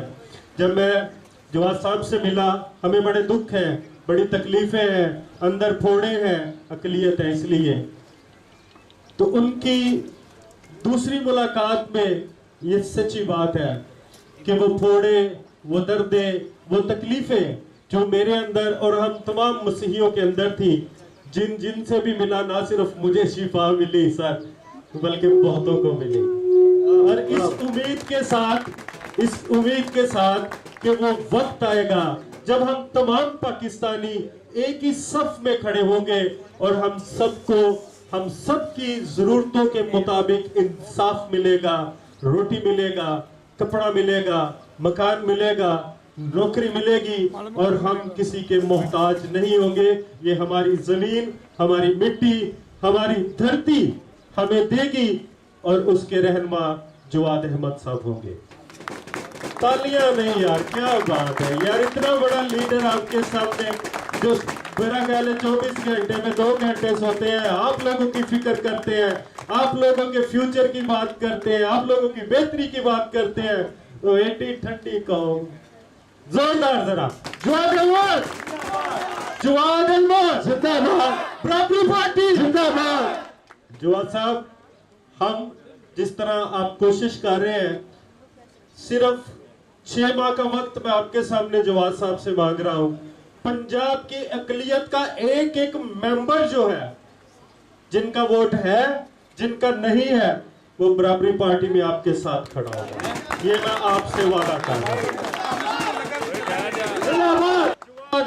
जिंदाबाद, बराबरी पार्टी जिंदाबाद। सर, इसके साथ खत्म करता हूँ कि अब कोई थोड़ा कोई दर्द नहीं है। जब से बराबरी पार्टी में आए हैं तो बराबर खड़े हैं, तो बराबर ही हम कंधे से कंधा मिलाकर आगे चलेंगे और कौम और मुल्क की तरक्की और बेहतरी के लिए काम करेंगे। बहुत शुक्रिया। आमिर डोगर साहब पिंडी भटिया से तशरीफ लाए, सिर्फ 1 मिनट के लिए। आमिर डोगर साहब। अस्सलामुअलैकुम। जनाब मोहतरम जवाद अहमद साहब, चेयरमैन बराबरी पार्टी पाकिस्तान, सर आपको पहली सालगिरह पर मुबारकबाद पेश करता हूँ और इन अशार के साथ तर्जुमानी होगी इस जमात की। जितने भी तारीख घर हैं उजालों से दूर दूर, जितने भी तारीख घर हैं उजालों से दूर दूर, इतनी ही रोशनी मैं सितारों से छीन लूं, जितने भी नंग तन हैं जाड़ों से बेनियाज, जितने भी नंग तन हैं जाड़ों से बेनियाज, इतनी ही चादरें में मज़ारों से छीन लूं। अल्लाह इतनी तो हौसला अता कर मेरी बुलंदी को, ऐ अल्लाह इतना तो हौसला अता कर मेरे बुलंदी को कि शाहों के ताज सब मैं इशारों से छीन लूं। जनाब जवाद अहमद साहब, मैं तकरीबन 8-10 साल तहरीक इंसाफ का हिस्सा रहा, मगर वो सिर्फ नाम की तहरीक इंसाफ थी। मकसद तहरीक इंसाफ को छोड़ना ये नहीं कि ओहदों की या किसी चीज़ की नौकरी की ज़रूरत थी। आपकी पार्टी में आज मैं शमूलियत का ऐलान करता हूँ और इंशाअल्लाह मैं भी मेहनत करूँगा, अपने इलाके में ज्वाइन करता हूँ आपकी जमात को। अब मैं जो आज की सदारत कर रहे हैं इस कन्वेंशन की, जनाब शराज अल्ताफ साहब से कहूँगा कि वो अपने इजहार ख्याल करें, क्योंकि हमारा जो जूनियर लीडरशिप का सेक्शन है वो इन पे ख़त्म हो जाएगा, फिर सीनियर हमारे रहनुमा जो है वो आपसे बात करेंगे। भरपूर तालियों में इस्तकबाल कीजिएगा शराज अल्ताफ। दोस्तों, मेहमानों, जवाद भाई, साथियों, अस्सलाम वालेकुम। बहुत शुक्रिया कि आप लोग इतनी बड़ी तादाद में इतने छोटे नोटिस पे आए, क्योंकि मेरे मसीही भाई बहन भी बैठे हुए हैं। तो मैं ईसा अलैहिस्सलाम के 3 कोट्स आपसे शेयर करूंगा। ईसा अलैहिस्सलाम कहते थे, तुम जमा करते हो पैसे ज़मीन पे, ज़मीन पे कीड़ा पैसे को खाता है और चोर नकब लगाता है। मैं तुम्हें कहता हूँ बाबा साहब कि जमा करो पैसा वहाँ पे, वहाँ ना कीड़ा पैसे को खाएगा ना चोर नकब लगाएगा। क्यों? क्योंकि जहाँ तुम्हारा माल होता है वही तुम्हारा दिल होता है। फिर ईसा अलैहिस्सलाम कहते थे, गिलास को साफ करते हो तुम बाहर से, अंदर से साफ करो जहाँ से पानी पीना है। बात वो हम इंसान की कर रहे हैं कि हम बाहर से लिबास तो बड़ा शानदार पहनते हैं, गुफ्तगू बड़ी शानदार करते हैं, लेकिन हमारा अंदर साफ नहीं है। फिर ईसा अलैहिस्सलाम कहते थे कि तुम दूसरे की आंख के अंदर छोटा सा तिनका भी देखते हो, अपनी आंख में शहतीर भी नहीं देखते। तो ईसा अलैहिस्सलाम एक बड़े हकीम और बड़े दाना हमारे प्रॉफिट थे। आपने कई उनके वाक़यात सुने होंगे, क्योंकि मैं खुद बाइबल का स्टूडेंट हूँ, इसलिए मुझे ये वाक़यात मैंने कहा अपने खास तौर पे मसीही भाई और जो मुसलमान भाई बहन है उनसे भी शेयर कर लूँ। दोस्तों, लीडर क्या होता है? लीडर वो होता है मेरी नज़र में कि जब वो धूप सेक रहा होता है तो वो देखता है कि मेरी 99% आवाम जो है उसको धूप नहीं मिल रही। जब वो रात को सो रहा होता है अपने गर्म बिस्तर में, गर्म कंबल में, हीटर के साथ, तो वो ये देखता है कि मेरी 99% आवाम जो है उसको गर्म हीटर, गर्म कंबल और गर्म कमरा मुयस्सर नहीं है। जब लीडर गाड़ी में सफर कर रहा होता है तो वो देखता है कि मेरी 99% आवाम जो है उसके पास तो ये गाड़ी नहीं है। फिर लीडर कहीं खाना खाता है, दोस्तों में मिलता है, कहीं मुल्क से बाहर जाता है, तो वो देखता है कि मेरी 99% आवाम यानी पाकिस्तान की 21.5 पौने 22 करोड़ आवाम जो है वो तकलीफ में है। उसमें से 85% लोग जो है उनकी माहाना आमदन 12,000 रुपये है। आप सब बताएं, हम क्या ये हमारे भाई रैया भाई बड़े मोहतरम है, पूछ रहे हैं इमरान खान साहब, जहांगीर तरीन साहब से, भाई रैया भाई उन्हें क्या लगे कि एक मजदूर 12,000 में अपना महीना किस तरह गुजारता है? उनके तो 1 मिनट का खर्च ये है। तो हमने कोशिश क्या करनी है कि हमने अपने इन 72 साल के आजमाए हुए लीडर्स पे डिपेंड नहीं करना, इनसे उम्मीद नहीं लगानी, हमने खुद में से आगे आना है। और बराबरी पार्टी कहती यही है कि हमें वोट न दें, आप खुद आगे आए अपने मोहल्ले से, अपने इलाके से, अपनी यूसी से, अपने टाउन से, अपने डिस्ट्रिक्ट से, अपने शहर से, अपने सूबे से, आप खुद पहुंचे असेंबलियों में। क्यों? क्योंकि आप 99% में से हैं। जब आप जाएंगे तो आप किसके लिए बनाएंगे कानून? आप इन्हीं के लिए बनाएंगे, अपने लिए बनाएंगे। ये जो लोग पहुंचते हैं 1% में से, इनकी वजह से क्यों नहीं मसले हल होते? क्योंकि ये कानून अपने लिए बनाते हैं। हमने किस तरह पैनामा में अकाउंट खोलने हैं, हमने बाहर प्रॉपर्टीज किस तरह लेनी है, हमने कमीशन किस तरह लेने हैं। हमें क्या लगे कि एक मजदूर जो है वो 12,000 में गुजारता है महीना या नहीं गुजारता। तो दोस्तों, कायद आजम आपके सामने हमारे बहुत बड़े लीडर थे, उन्होंने कहा 4 चीजें। नंबर 1 कैरेक्टर, नंबर 2 मेहनत, नंबर 3 बहादुरी, जुर्रत, और नंबर 4 परसिस्टेंस, कंसिस्टेंस, इस्तिकामत। और आज मैं आप दोस्तों से एक बात शेयर करना चाहता हूं। जब मैच होता है क्रिकेट का, चाहे वनडे हो, चाहे टेस्ट हो, चाहे T20 हो, उसमें 2 टीमें उतरती हैं। दोनों टीमों के 2 कप्तान होते हैं।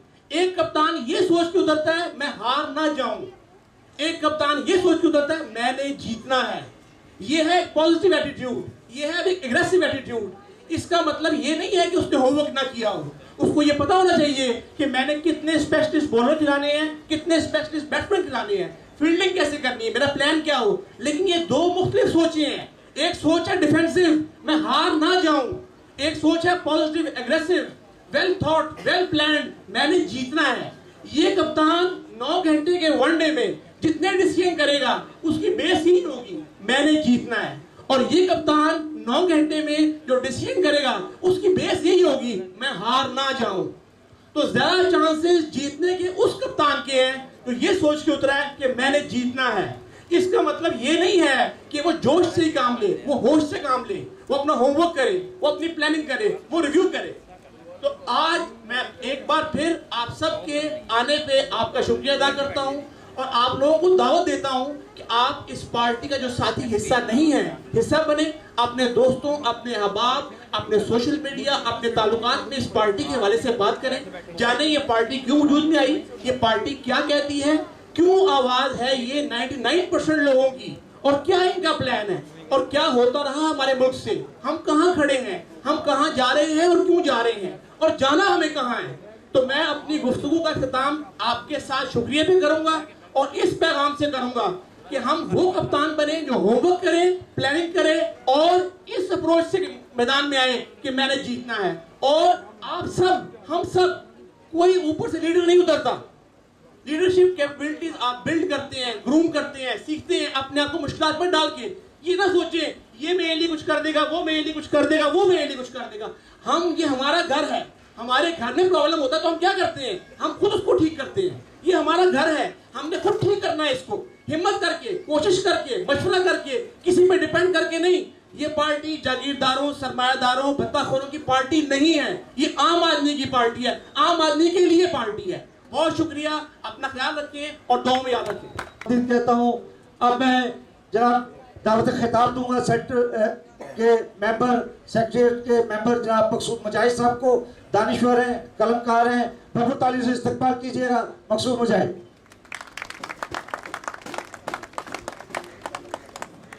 जनाब मोहतरम कायदीन और मुअज़्ज़ज़ हाज़रीन मजलिस, आपको 99% की तरफ से अस्सलाम वालेकुम। मैं 2 शेरों पर अपनी बात मुकम्मल कर लूँगा। पहला शेर है मेरा, पंजाबी का है, ज़रा गौर फरमाइएगा। पहला शेर है, अखा बदे ढगे वांगू गेड़ा मैं ते खूह बाबा। अखा बदे ढगे वांगू गेड़ा मैं ते खूह बाबा, मालक जाने खूह दा पानी जावे केड़ी जू बाबा। दोस्तों, साथियों, बात आप समझ गए होंगे कि जब पुराने जमानों में बैल हल जोते थे, कुएं से पानी निकालते थे, तो उनकी आंखों पर चमड़े का खोपा लगा देते थे, चश्मा लगा देते थे, ताकि उसको पता ना चले कि कितनी मेहनत हुई है, कैसी मेहनत हुई है और उससे हासिल होने वाला पानी कहाँ जा रहा है। तो हम जानते हैं वो पानी कहाँ जा रहा है, हमें पता है वो पानी कहाँ जा रहा है। अगर नहीं यकीन तो रात वो जो बैठे हुए थे 92 पर वो कह रहे थे कि 200 खरब रुपया एक ही बैंक अकाउंट में है, 200 खरब रुपया एक ही अकाउंट में है।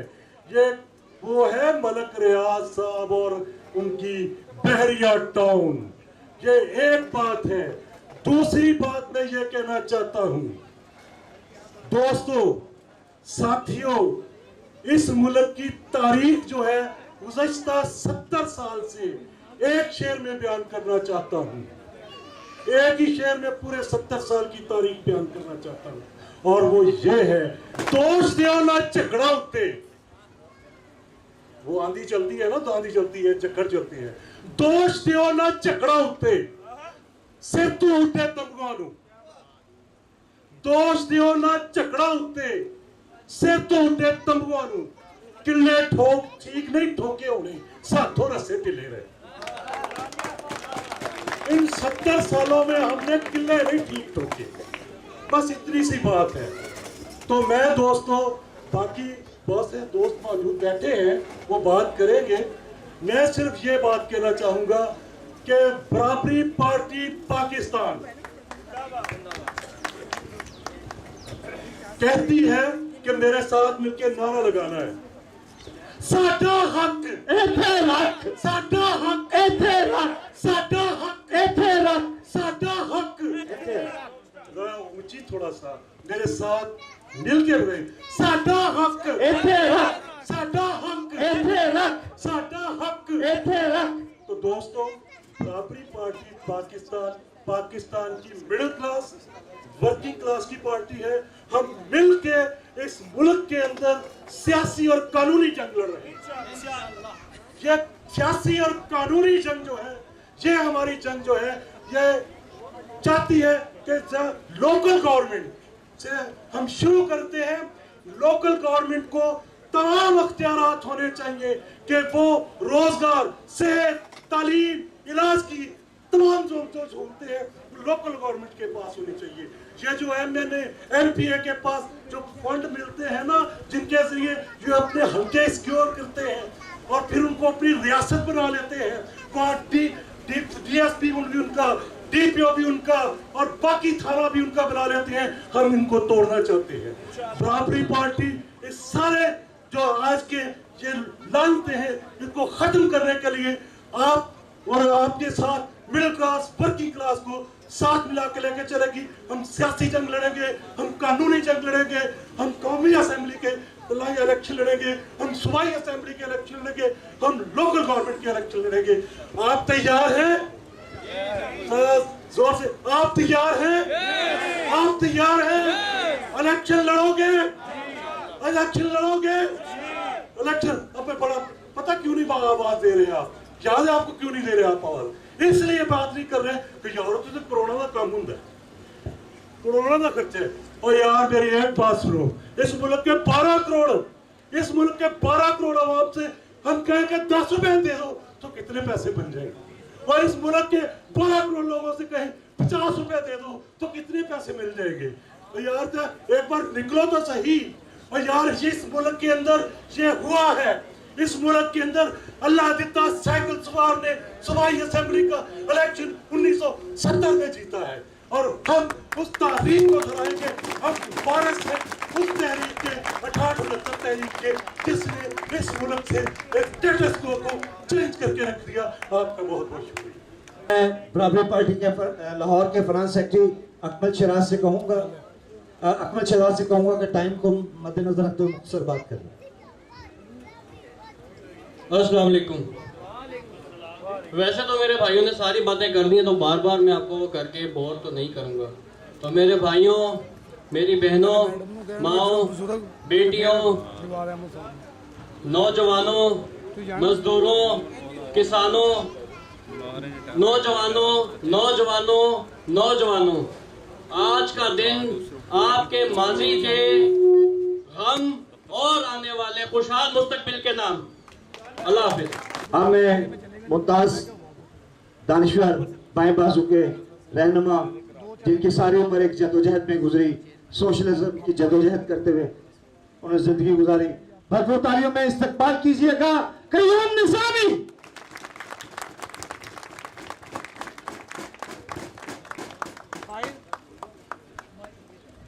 बिस्मिल्लाहिर्रहमानिर्रहीम।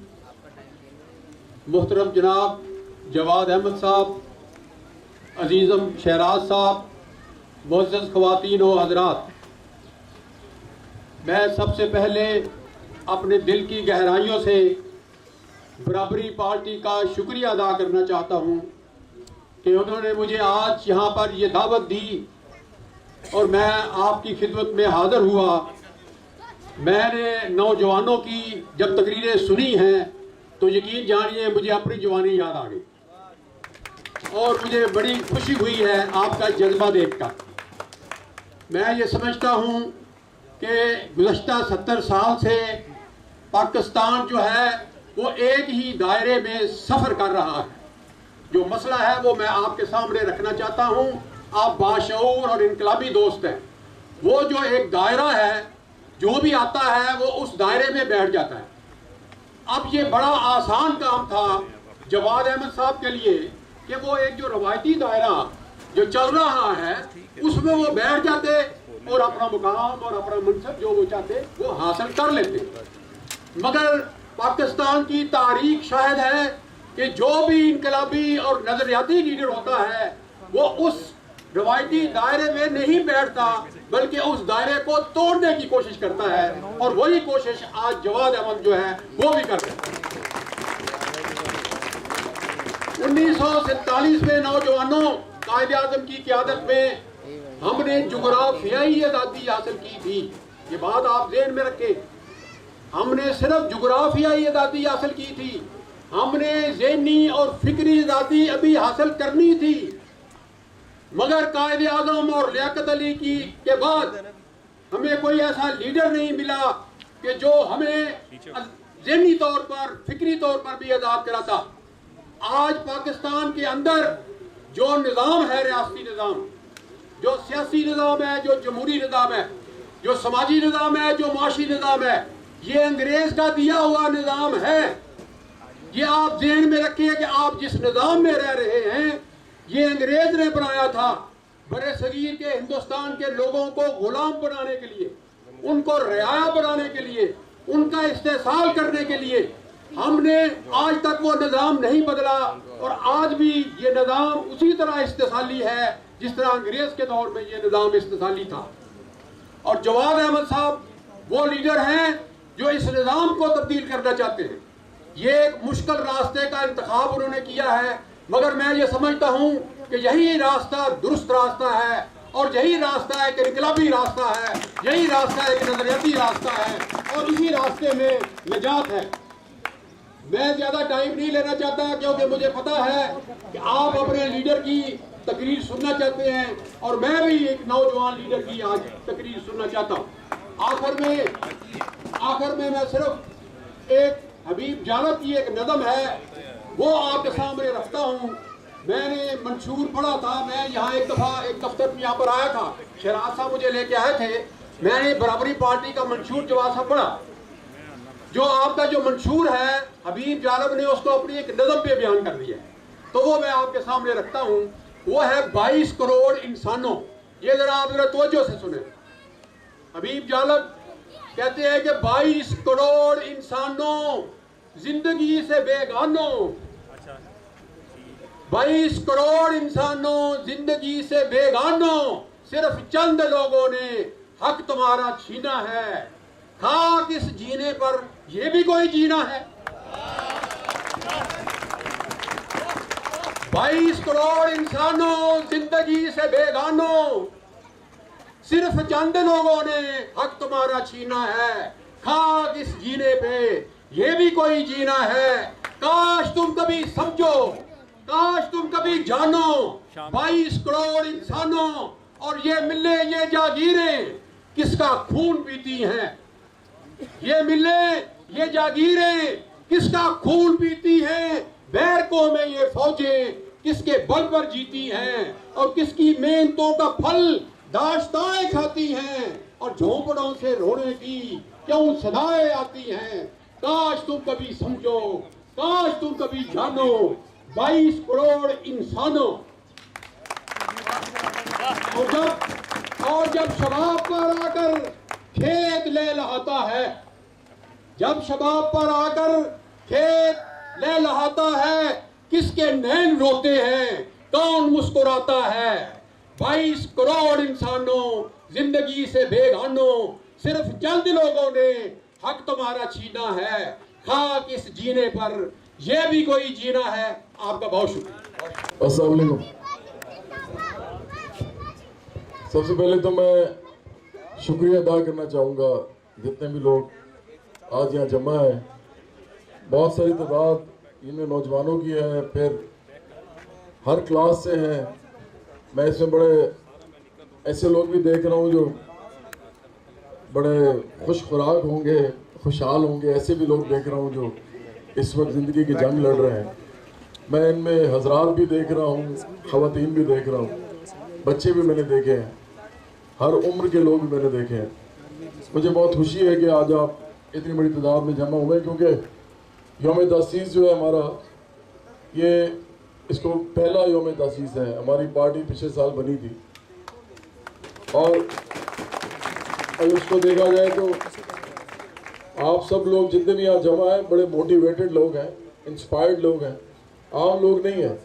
और मैं एक बात जो उस वक्त महसूस कर रहा था, मुझे सबसे ज़्यादा खुशी इस बात की आज, क्योंकि जिस बुनियाद पे हमने ये पार्टी बनाई है, जिस नज़रिए की बुनियाद पे, वो बराबरी का नज़रिया है।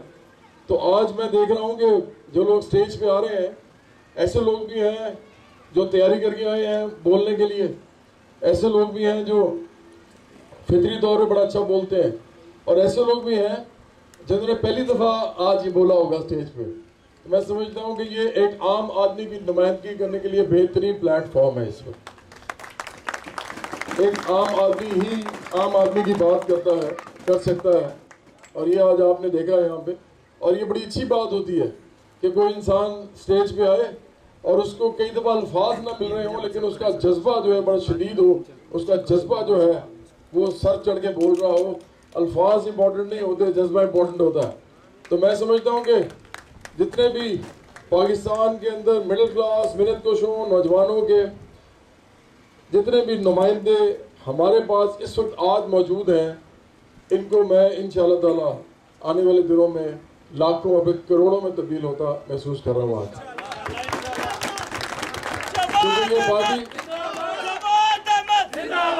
क्योंकि ये जो पार्टी है ये मिडिल क्लास, मिन्नतकशों और नौजवानों की पार्टी है। हम जब 99% की आवाज़ कहते हैं इसको, ये अभी पूरे पाकिस्तान में गूंजेगी आवाज़। 99% की आवाज़ का मतलब क्या है? वो 99% जो डॉक्टर्स भी हैं, इंजीनियर्स भी हैं, क्लर्क्स भी हैं, कोई छोटे छोटे बिजनेस भी करते हैं, दुकानदार भी हैं, उसके बाद मजदूर हैं जो करोड़ों की तादाद में है, और उसके बाद किसान हैं जो फिर करोड़ों की तादाद में है। ये वो 99% लोग हैं। 99% लोग वो हैं जो जागीरों के मालिक नहीं हैं। 99% लोग वो हैं जो बड़े बड़ी सनतों के मालिक नहीं हैं। 99% वो लोग हैं जो कबाइल के सरदार नहीं हैं। ये जागीरदार सरमायादार नहीं है। ये अपने इलाकों के सियासी पीर नहीं है, वो पीर जो सियासत करते हैं। ये 99% वो लोग हैं जो रोज़ सुबह उठते हैं और रात को वापस अपने घर आते हैं सिर्फ इसलिए ताकि अपने बाल बच्चों को अच्छा खाना खिला सकें, अच्छे कपड़े पहना सकें, एक अच्छा सा घर हो उनका, कोई ट्रांसपोर्ट की भी कोई चीज़ हो, उसके अलावा तालीम और सेहत दे सके अपने घर वालों को। ये सिर्फ इसलिए सुबह निकलते हैं अपने घर से और रात को वापस आते हैं। लेकिन यही वो चीज़ें हैं जो उनको नहीं मिलती। जिसके लिए वो निकलते हैं यही उनको मिलता नहीं है। और वो जो 1% लोग हैं जो काबिज हैं इस मुल्क के खेतों पे, खलिहानों पे, इस मुल्क के अदारों पे, इस मुल्क की सनतों पे, कारखानों में, वो लोग इनको रिप्रेजेंट ही नहीं करते, वो इनकी बात ही नहीं करते। क्योंकि जो पार्लियामेंट है, पार्लियामेंट इसलिए बनाई गई है ताकि वो लोगों के मसाइल हल करे। लेकिन पार्लियामेंट जो है उसमें जितने भी लोग हैं वो सारे के सारे 1% में से हैं। अगर आपको चंद लोग मिडिल क्लास के भी मिलेंगे तो वो भी आम मिडिल क्लास नहीं है, वो ख़ास मिडिल क्लास है जिसके पास फिर करोड़ों रुपया पड़ा हुआ है बैंकों में, उसको मिडिल क्लास नहीं कहा जा सकता। तो ये जो आम आदमी है इसको कौन रिप्रेजेंट करेगा? ये सबसे बड़ा सवाल था पाकिस्तान के अंदर। एक ज़माने में भुट्टो साहब ने जब पीपल्स पार्टी की बुनियाद रखी उस वक्त दाएं और बाएं बाजू की तखसीस थी मुल्क दुनिया में।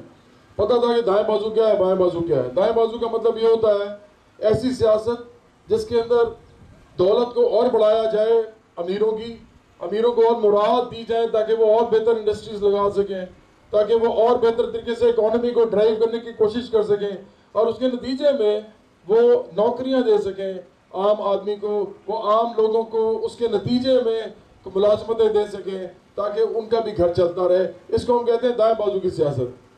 बाएं बाजू की सियासत ये होती है कि मजदूर, किसान, मेहनतकश, मिडिल क्लास, इनकी नीड्स को, इनकी ज़रूरत को सामने रख के इकोनॉमी को तश्कील दिया जाए। पूरे इकोनॉमिक प्रोसेस को इस तरफ उसका रुख मोड़ा जाए कि इसके थ्रू जो भी फ्रूट है, जो भी इसका फल है वो आम आदमी को दस्तयाब हो। इसके ऊपर जो सियासत होती है उसको बाएं बाजू की सियासत कहते हैं। उस ज़माने में तो दाएं और बाएं बाजू के 2 ब्लॉक्स थे दुनिया में। आज ये बड़ा मुश्किल काम है। हमने जो आज ये काम जिसका बेड़ा उठाया है ये इस वक्त अपनी इब्तदा के अंदर एक मुश्किल काम है, इसमें कोई शक नहीं है। लेकिन यकीन कीजिए ये 99% की बात करने वाला काम है। ये वो बात है जो हर इंसान के दिल में उतरेगी आखिरकार। तो इसलिए इब्तदा में तो ये मुश्किल है, आगे जाके बहुत आसान होगा और ये पूरी दुनिया में, पूरे पाकिस्तान से लेके पूरी दुनिया तक फैलेगा। क्योंकि इस पूरी दुनिया में बहरान है, पूरी दुनिया में मुआशी बहरान है, हर जगह गरीब आदमी परेशान है। हम तुम्हारे साथ हैं, कोई कदम बढ़ाओ, हम तुम्हारे साथ हैं। बराबरी पार्टी जिंदाबाद, बराबरी पार्टी जिंदाबाद। तेरे आने से इस पूरी दुनिया में इस वक्त जो आप मुआशी बहरान आप देख रहे हैं, हर मुल्क के अंदर प्रॉब्लम्स हैं। अभी फ्रांस के अंदर भी जो कि एक एडवांस्ड मुल्क है, डेवलप्ड मुल्क है, वहाँ पे भी लोग बाहर निकले हुए हैं। मसला एक ही है सारी दौलत का इर्तकाज जो है वो 1% के हाथ में हो गया है, 99% के पास कुछ नहीं है। ये जो तहरीक हम पाकिस्तान में हम शुरू कर रहे हैं और आज आपने इतनी बड़ी तादाद में इसके अंदर अपना एक कहते हैं ना हिस्सा डाला है, तो ये तहरीक हम समझते हैं एक मुल्क की तहरीक बनेगी और उसके बाद फिर ये पूरी दुनिया में भी फैलेगी, क्योंकि हम इस दुनिया में तमाम इंसानों की आज़ादी चाहते हैं, तमाम लोगों की। जो लोग भी अपने बाल बच्चों के लिए निकलते हैं सुबह, हम उन सब के लिए खुशहाली चाहते हैं।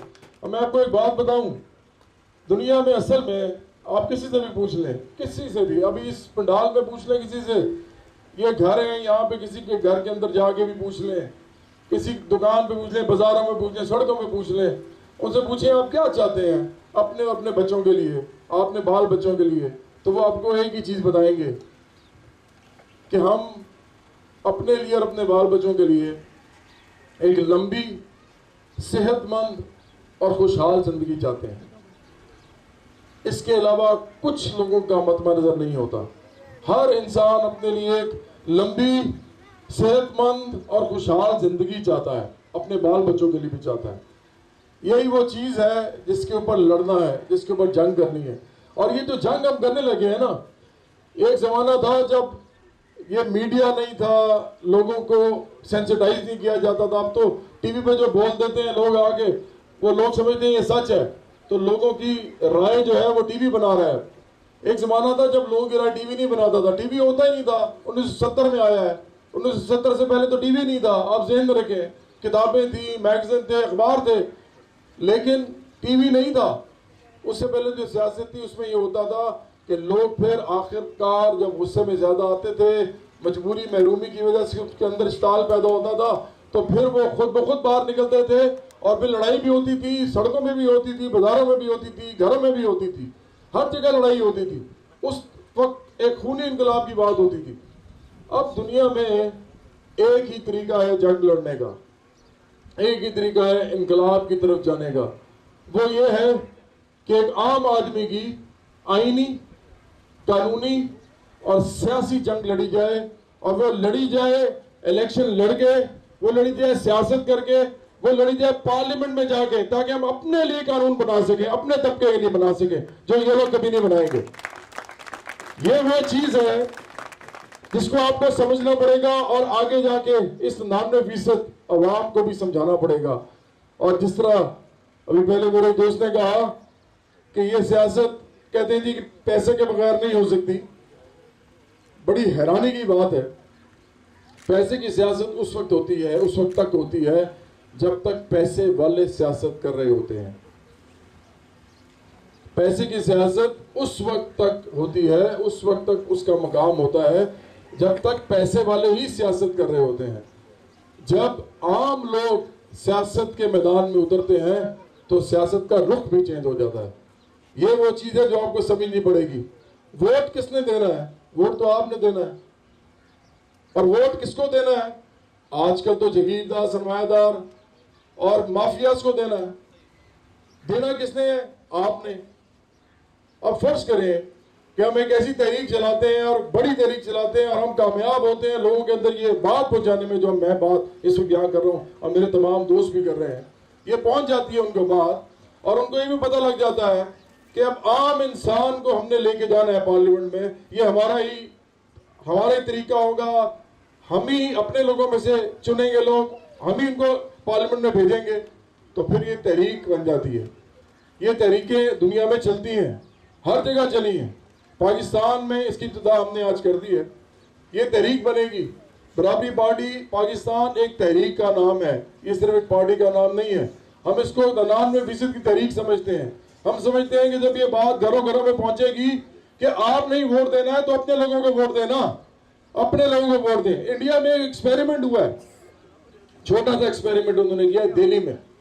दिल्ली में उन्होंने आम आदमी पार्टी बनाई है। आम आदमी पार्टी, आम लोग खड़े हुए, उन्होंने दिल्ली के लोगों को ये बावर करा दिया कि ये आम लोग आपके लोग हैं। आपको पता है उन्होंने क्या किया? उन्होंने दिल्ली के पूरे इलेक्शन स्वीप कर दिए। उन्होंने दिल्ली में हुकूमत बनाई अपनी। ये तो हम समझते हैं एक बात हो चुकी है, लेकिन ये नजरियाती बुनियादों पे हम अभी भी मानते हैं समझते हैं कि नहीं बनी थी पार्टी आम आदमी पार्टी। बराबरी पार्टी पाकिस्तान तो नजरियाती बुनियादों पर बनी है। हम 99% की बात करते हैं, हम मिडिल क्लास मेहनत कश नौजवानों की बात करते हैं, हम लड़ाई की बात करते हैं, जंग की बात करते हैं, सियासत के मैदान में, कानून के मैदान में, आइन के मैदान में हम इस जंग की बात करते हैं। ये कोई एक शहर की, एक गांव की जंग नहीं है, ये इस पूरे मुल्क की जंग है। इस मुल्क के अंदर तमाम गरीब लोग, मजदूर, किसान, मेहनत कश, मिडिल क्लास, इन सब की जंग है। इसमें आप सब ने शामिल होना है। कुछ लोग वोट दे के शामिल होंगे, कुछ लोग खड़े होकर इलेक्शन में शामिल होंगे, कुछ लोग इस पार्टी की हर जगह बुनियाद रखेंगे, उसके स्ट्रक्चर्स बनाएंगे, उसकी तंजीम बनाएंगे। जिस तरह हमने यहाँ पे बनाना शुरू किया है, आप अपने अपने मोहल्लों में बनाएंगे, अपने अपने अदारों में बनाएंगे, अपने अपने ट्रेड यूनियंस में को बनाएंगे, अपने महकमों के अंदर आप अपने अपने स्कूलों कॉलेजों में बनाएंगे। उसी वक्त इनकलाब तामीर होना शुरू होगा। आज हमने इब्तिदा कर दी है, बराबरी पार्टी पाकिस्तान आज ये ऐलान करती है कि पाकिस्तान में 99% की जंग शुरू हो गई आज से। उस 1% के साथ, जिस 1% ने इस मुल्क को यरगजाल बनाया हुआ है, जो हमारे लिए कानून नहीं बनाता, जो जाकर ये कहता है पार्लियामेंट में, पता नहीं किस तरह कहता है, शर्म नहीं आती कि 15,000 मिनिमम वेज होगी आपकी, और वो भी इनको पता नहीं मिलती। 6,000, 8,000, 10,000 रुपए में लोग काम करते हैं मुल्क के अंदर। वो क्या अपने लिए, वो खुद अच्छा खाना नहीं खा सकते, अपने बच्चों को कैसे खिलाएंगे? वो खुद अच्छे कपड़े नहीं पहन सकते, अपने बच्चों को कैसे बनाएंगे? उनके पास अपने पास घर नहीं है, वो अपने बच्चों को क्या ख्वाब दिखाएंगे कि तुम कभी घर बनाओगे? तो देखें, तालीम, सेहत, रोजगार, बिजली, पानी, ट्रांसपोर्ट, इंसाफ, आप किसकी बात करते हैं जो इस मुल्क के अंदर मौजूद हो किसी आम आदमी के लिए? तो ये जो हमने आज इस जंग की इब्तिदा की है, इसका जो नारा है, बराबरी का जो नारा है, 99% की आवाज का जो नारा है, ये पूरे पाकिस्तान में इसको पहुंचाए। यही मैं समझता हूं आज इस पूरे प्लेटफॉर्म से हम एक ही अहद कर रहे हैं कि बराबरी पार्टी पाकिस्तान के बराबरी के पैगाम को, 99% की आवाज के पैगाम को, पाकिस्तान में मिडिल क्लास मेहनत कश नौजवानों की पार्टी के पैगाम को, और आखिरकार सबके लिए, तमाम पाकिस्तानियों के लिए लंबी, सेहतमंद और खुशहाल जिंदगी के पैगाम को पूरे पाकिस्तान में पहुंचाए। पाकिस्तान बराबरी के ऊपर चेंज होगा। पाकिस्तान में हर इंसान को इज्जत, खुशहाली और सेहत मिलेगी, और वो एक अच्छी जिंदगी इस मुल्क में जी सकेगा। इस ख्वाब के साथ पार्टी बराबरी पार्टी पाकिस्तान बनी है। इसी ख्वाब को हमने आगे लेके जाना है। बहुत शुक्रिया आप सबके आने का। और मैं जाने से पहले, मुझे पता है अभी मैं डॉक्टर शनाज को कहूँगा तो उससे आपसे बात करेंगी, और बहुत जरूरी रुकन है पार्टी की, सेंट्रल कमेटी की मेंबर है। उन्होंने पहले बात करनी थी, लेकिन मैंने मीडिया के लिए पहले कर ली। तो मैं जाने से पहले शुक्रिया अदा करूंगा बराबरी ईगल्स का। मैं नीचे से स्टार्ट करता हूं। ये नौजवानों की और स्टूडेंट्स की, और नौजवानों की जो है तंजीम है, हमारा स्ट्रक्चर है, इसको हम फैला रहे हैं इंशाल्लाह। हमारे इस वक्त जो लोग बोले हैं यहाँ पे, मैं बहुत खुश हूँ आपकी सारी तकरीरें सुन के, मुझे बड़ा अच्छा लगा। और इनके लिए तारीफ हो जाए, ये आप लोगों में से ये नौजवान है जो मेरे पाकिस्तान की तकदीर बदलनी है। उसके बाद मैं लाहौर कमेटी का खसूसी तौर पे शुक्रिया अदा करता हूँ जिन्होंने इस पंडाल को सजाया आपके लिए। और लाहौर कमेटी जो है वो इस पार्टी की इस वक्त रीढ़ की हड्डी है। ये वो काम कर रहे हैं लाहौर कमेटी इस मुल्क में इस वक्त हमारी पार्टी के तवज्जुह से, जो पूरे मुल्क में जाएगा। जहां जहां पर भी स्ट्रक्चर्स बनाएंगे, हम लाहौर कमेटी को बार बार कह रहे हैं कि नमूना आप देंगे, आप ही उनके लिए मॉडल साबित होंगे। तो लाहौर कमेटी को बहुत ज्यादा मुबारकबाद कि उन्होंने इतना सक्सेसफुल जो है इवेंट आज तस्वीर दिया है। और WOT वासा ट्रेड यूनियन जो है स्पेशली वो तशरीफ लाए हैं। हम ट्रेड यूनियंस की बात करते हैं। हम पाकिस्तान में एक बात जानते हैं कि पाकिस्तान में ट्रेड यूनियनिज्म जो है वो जगाना बहुत बड़ी जिम्मेदारी है हमारी, और ये कोई पार्टी ही कर सकती है।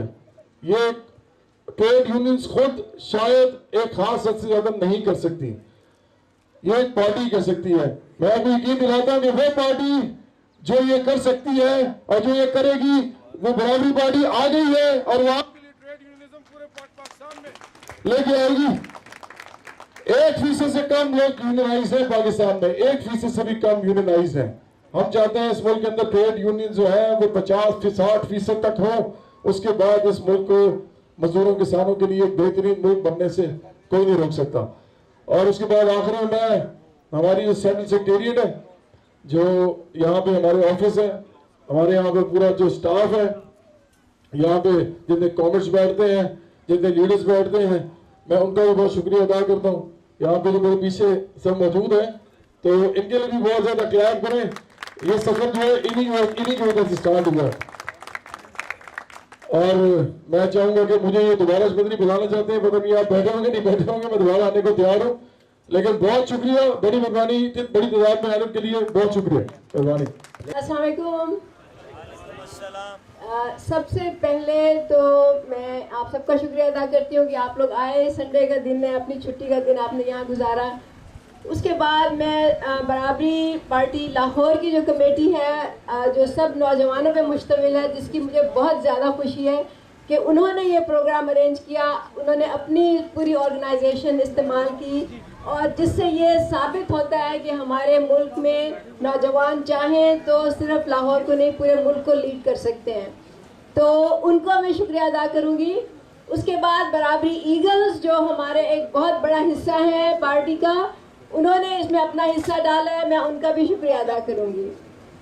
और इसके बाद जो मुझे खुशी है वो ये कि आज यहाँ पे तमाम तकरीबन मुल्क में जो अवाम की पढ़ते हैं उनको रिप्रेजेंट कर रहे लोग, नौजवान भी हैं, मजदूर भी हैं, यहाँ पे इंजीनियर्स भी हैं, यहाँ पे एडवोकेट्स भी हैं, यहाँ पे मिडिल क्लास के लोग भी हैं, यहाँ पे हर किस्म के, हर तबके के लोग यहाँ पे मौजूद हैं। जब हम 99% की बात करते हैं तो उनमें यही लोग आते हैं। मैं आपसे सिर्फ आपने बहुत लोगों की बातें सुनी है, जो मैं आपसे बात करना चाहूँगी जो शायद अभी तक नहीं हुई, वो ये है कि हम ये कहते हैं कि नौजवान और ये 99% लोग इस मुल्क के रहनुमा बने, इस मुल्क में इलेक्शन लड़के आगे आएँ और इस निज़ाम को तब्दील करें। लेकिन हमें ये सोचना है कि लीडरशिप जो है वो कैसे बनती है, रहनुमा कैसे पैदा होते हैं, वो कौन लोग होते हैं जो रहनुमा बनते हैं। और जो इस पार्टी के यंग लोग यहाँ मेरे सामने बैठे हैं, मेरे पीछे बैठे हैं, उनको क्या करना होगा कि वो ये रहनुमाई का हक अदा कर सके, ताकि लोग उनकी बात को सुने और उनको समझे।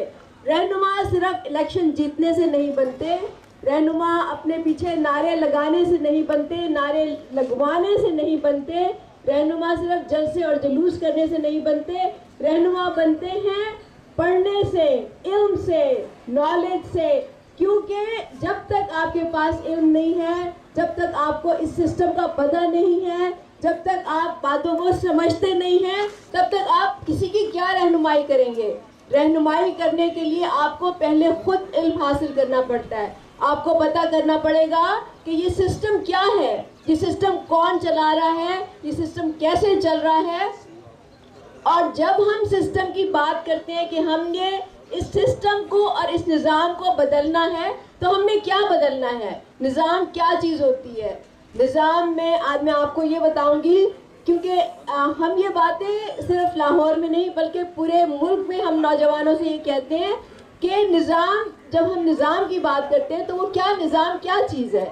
निज़ाम की जब तक हम डेफिनेशन नहीं करेंगे हम नहीं समझ सकेंगे। निज़ाम असल में मुआशी निज़ाम होता है, मुआशी निज़ाम पर ही बाकी सारी निज़ामों की बुनियाद डाली जाती है।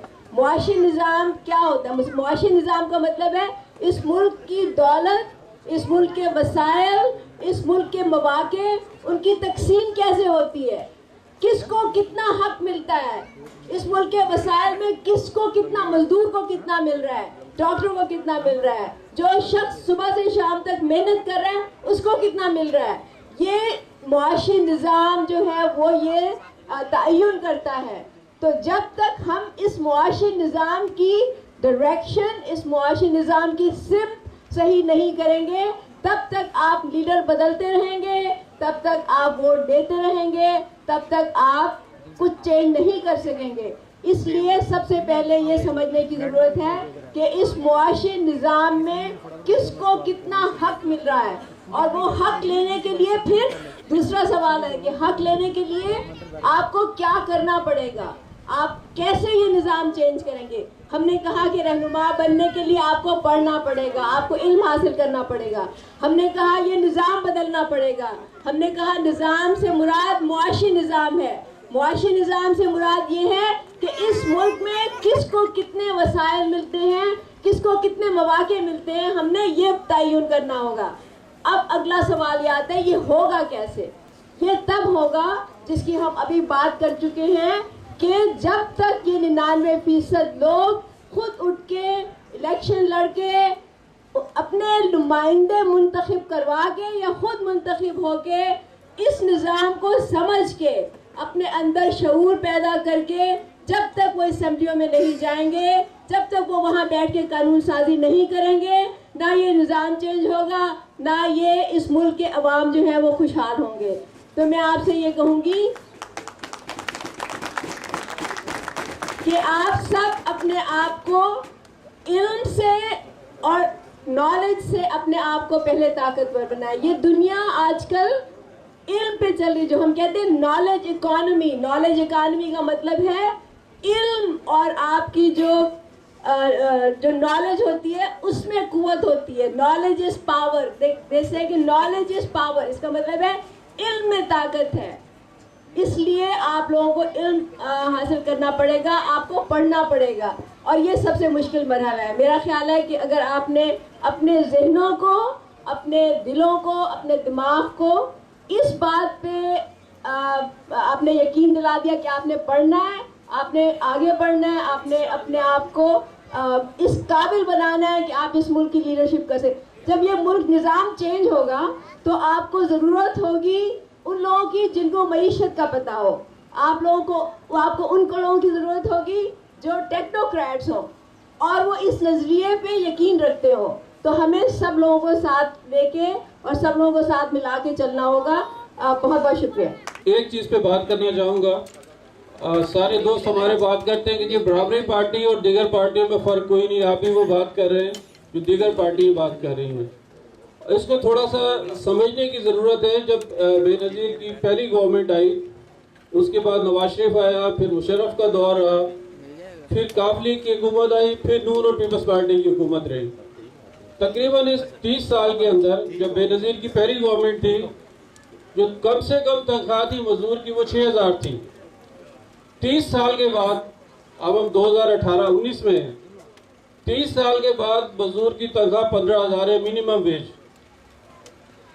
जबकि असेंबलियों में जो लोग बैठे हुए हैं, इन्होंने इस दौरान इस 30 साल के अरसे में कई सौ गुना अपनी मराहत में और तनख्वाहों में इजाफा किया, और मजदूर की तनख्वाह इस 30 साल में सिर्फ 8,000 रुपये बढ़ी। अगर देखें ना 30 सालों को, यानी हर 3 साल के बाद तकरीबन 1,000 रुपये का इजाफा होता है मेहनत कश की मिनिमम वेज में। ये फ़र्क क्यों है? ये अगर आप समझ लें तो आपको अंदाज़ा हो जाएगा कि इस फ़र्क की बुनियादी वजह क्या है। 15,000 रुपये और उधर से 30 साल के अरसे में जो असेंबलियों में लोग हैं उनकी तनख्वाहों का, जो हमारे चेयरमैन साहब बार बार बात करते हैं ना कि असेंबलियों में जब तक आप लोग नहीं आएंगे तब्दीली नहीं आ सकती, ये वो मसला है। असेंबली में जो लोग बैठे हुए हैं वो कभी नहीं चाहेंगे कि आम वर्किंग क्लास को बरात दी जाए, सहूलतें दी जाए, अपनी बढ़ाएंगे। उसमें बुनियादी मसला ये है कि हम लोग ये बात कर रहे हैं कि जब तक जिनके मसले जो मिडिल क्लास की, वर्किंग क्लास की या नौजवान की या पसमानदा तबके की हम बात कर रहे हैं, वो जब तक खुद इन इदारों में नहीं आएंगे मसाइल उनके हल नहीं होंगे। एक दोस्त ने यहाँ बात की कि जी लोकल गवर्नमेंट में इख्तियार दिए जाएं। मैं आपको लिख के देता हूँ, लोकल गवर्नमेंट में जितने मर्जी इख्तियार ले लें, जब तक ये तबका खुद उसमें इलेक्शन नहीं लड़ता, नहीं आते जिनका मसला है, लोकल गवर्नमेंट के इख्तियारात भी आपको कोई फ़ायदा नहीं दे सकेंगे। इसी तरह लूटमार होगी, इसी तरह चीज़ों की तकसीम होगी। हर ये है कि ये लोग असेंबलियों में जो बैठे हुए पिछले 30 साल की में पीछे तो यही होता रहा। EBI का एक महकमा यहाँ पे old age employees benefit institution का जो मजदूर हैं, बुढ़ापे की पेंशन उनकी मिलती है, उसको भी इन लोगों ने नहीं छोड़ा। जरदारी दौर में 17 अरब उससे निकाले, नवाज शरीफ दौर में 40 अरब रुपया उन मजदूरों का जो जमा होता है, जिसमें हुकूमत की एक टेढ़ी पाई नहीं होती, वहाँ से निकाल लिया गया। कोई बोलने वाला नहीं, कोई पे बात करने वाला नहीं। उसकी बुनियादी वजह के वहाँ पे भी उन लोगों की नुमाइंदगी नहीं है जिनके साथ ये सारे मसले हो रहे हैं। मजदूर को जो बुढ़ापे की पेंशन मिल रही है वो इस वक्त 5,250 रुपये। अब अंदाजा करें 5,250 रुपये में एक बूढ़ा आदमी जिसकी जो वाइफ भी होगी, कोई और भी जिम्मेदारियां होगी, और इलाज मुआवजा उसका खत्म हो जाता है 60 साल के बाद जो रिटायर होता है, सोशल सिक्योरिटी का इलाज मुआवजा खत्म हो जाता है, जबकि उसको उस एज में मिलना चाहिए। अजीब मतलब ऐसा एक चक्कर यहाँ पे चला दिया है, हम उसको समझने के लिए तैयार नहीं है। अब ये जो हमारी मौजूदा गवर्नमेंट है, इन्होंने जो तीर मारे, ये कहते हैं कि हम 6,500 कर देंगे। 6,500 में आप अंदाजा करें, पेंशन 6,500। गवर्नमेंट अपने हिस्से में से उसमें कुछ डालने के लिए तैयार नहीं है। ये पीटीआई की गवर्नमेंट उसको अभी तक इम्प्लीमेंट नहीं किया, सिर्फ कह रहे हैं ये लोग। तो अब अंदाजा कर लें। फिर अगर दो ऑप्शन हमारे पास बनते हैं, या तो हम लोग सोच लें कि इसी तरह हमने अपनी ज़िंदगी गुजारनी है जिस तरह हम लोग गुजार रहे हैं, जो ज़िंदगी नहीं है, और अगर इसको तब्दीली लानी है, चेंज करनी है, तो बराबरी पार्टी पाकिस्तान की शक्ल में एक प्लेटफॉर्म हमें मिला है जो आप लोगों को दावत दे रहे हैं कि आए हमारे प्लेटफॉर्म से हिस्सा लें, शामिल हो इस जद्दोजहद में, और असम्बलियों में जाके अपने हालात को तब्दील करें। ये दो ऑप्शन है, या तो इसी तरह रहे या तब्दीली लानी है, तो बराबरी पार्टी पाकिस्तान के साथ हमें खड़ा होना पड़ेगा। शुक्रिया जी।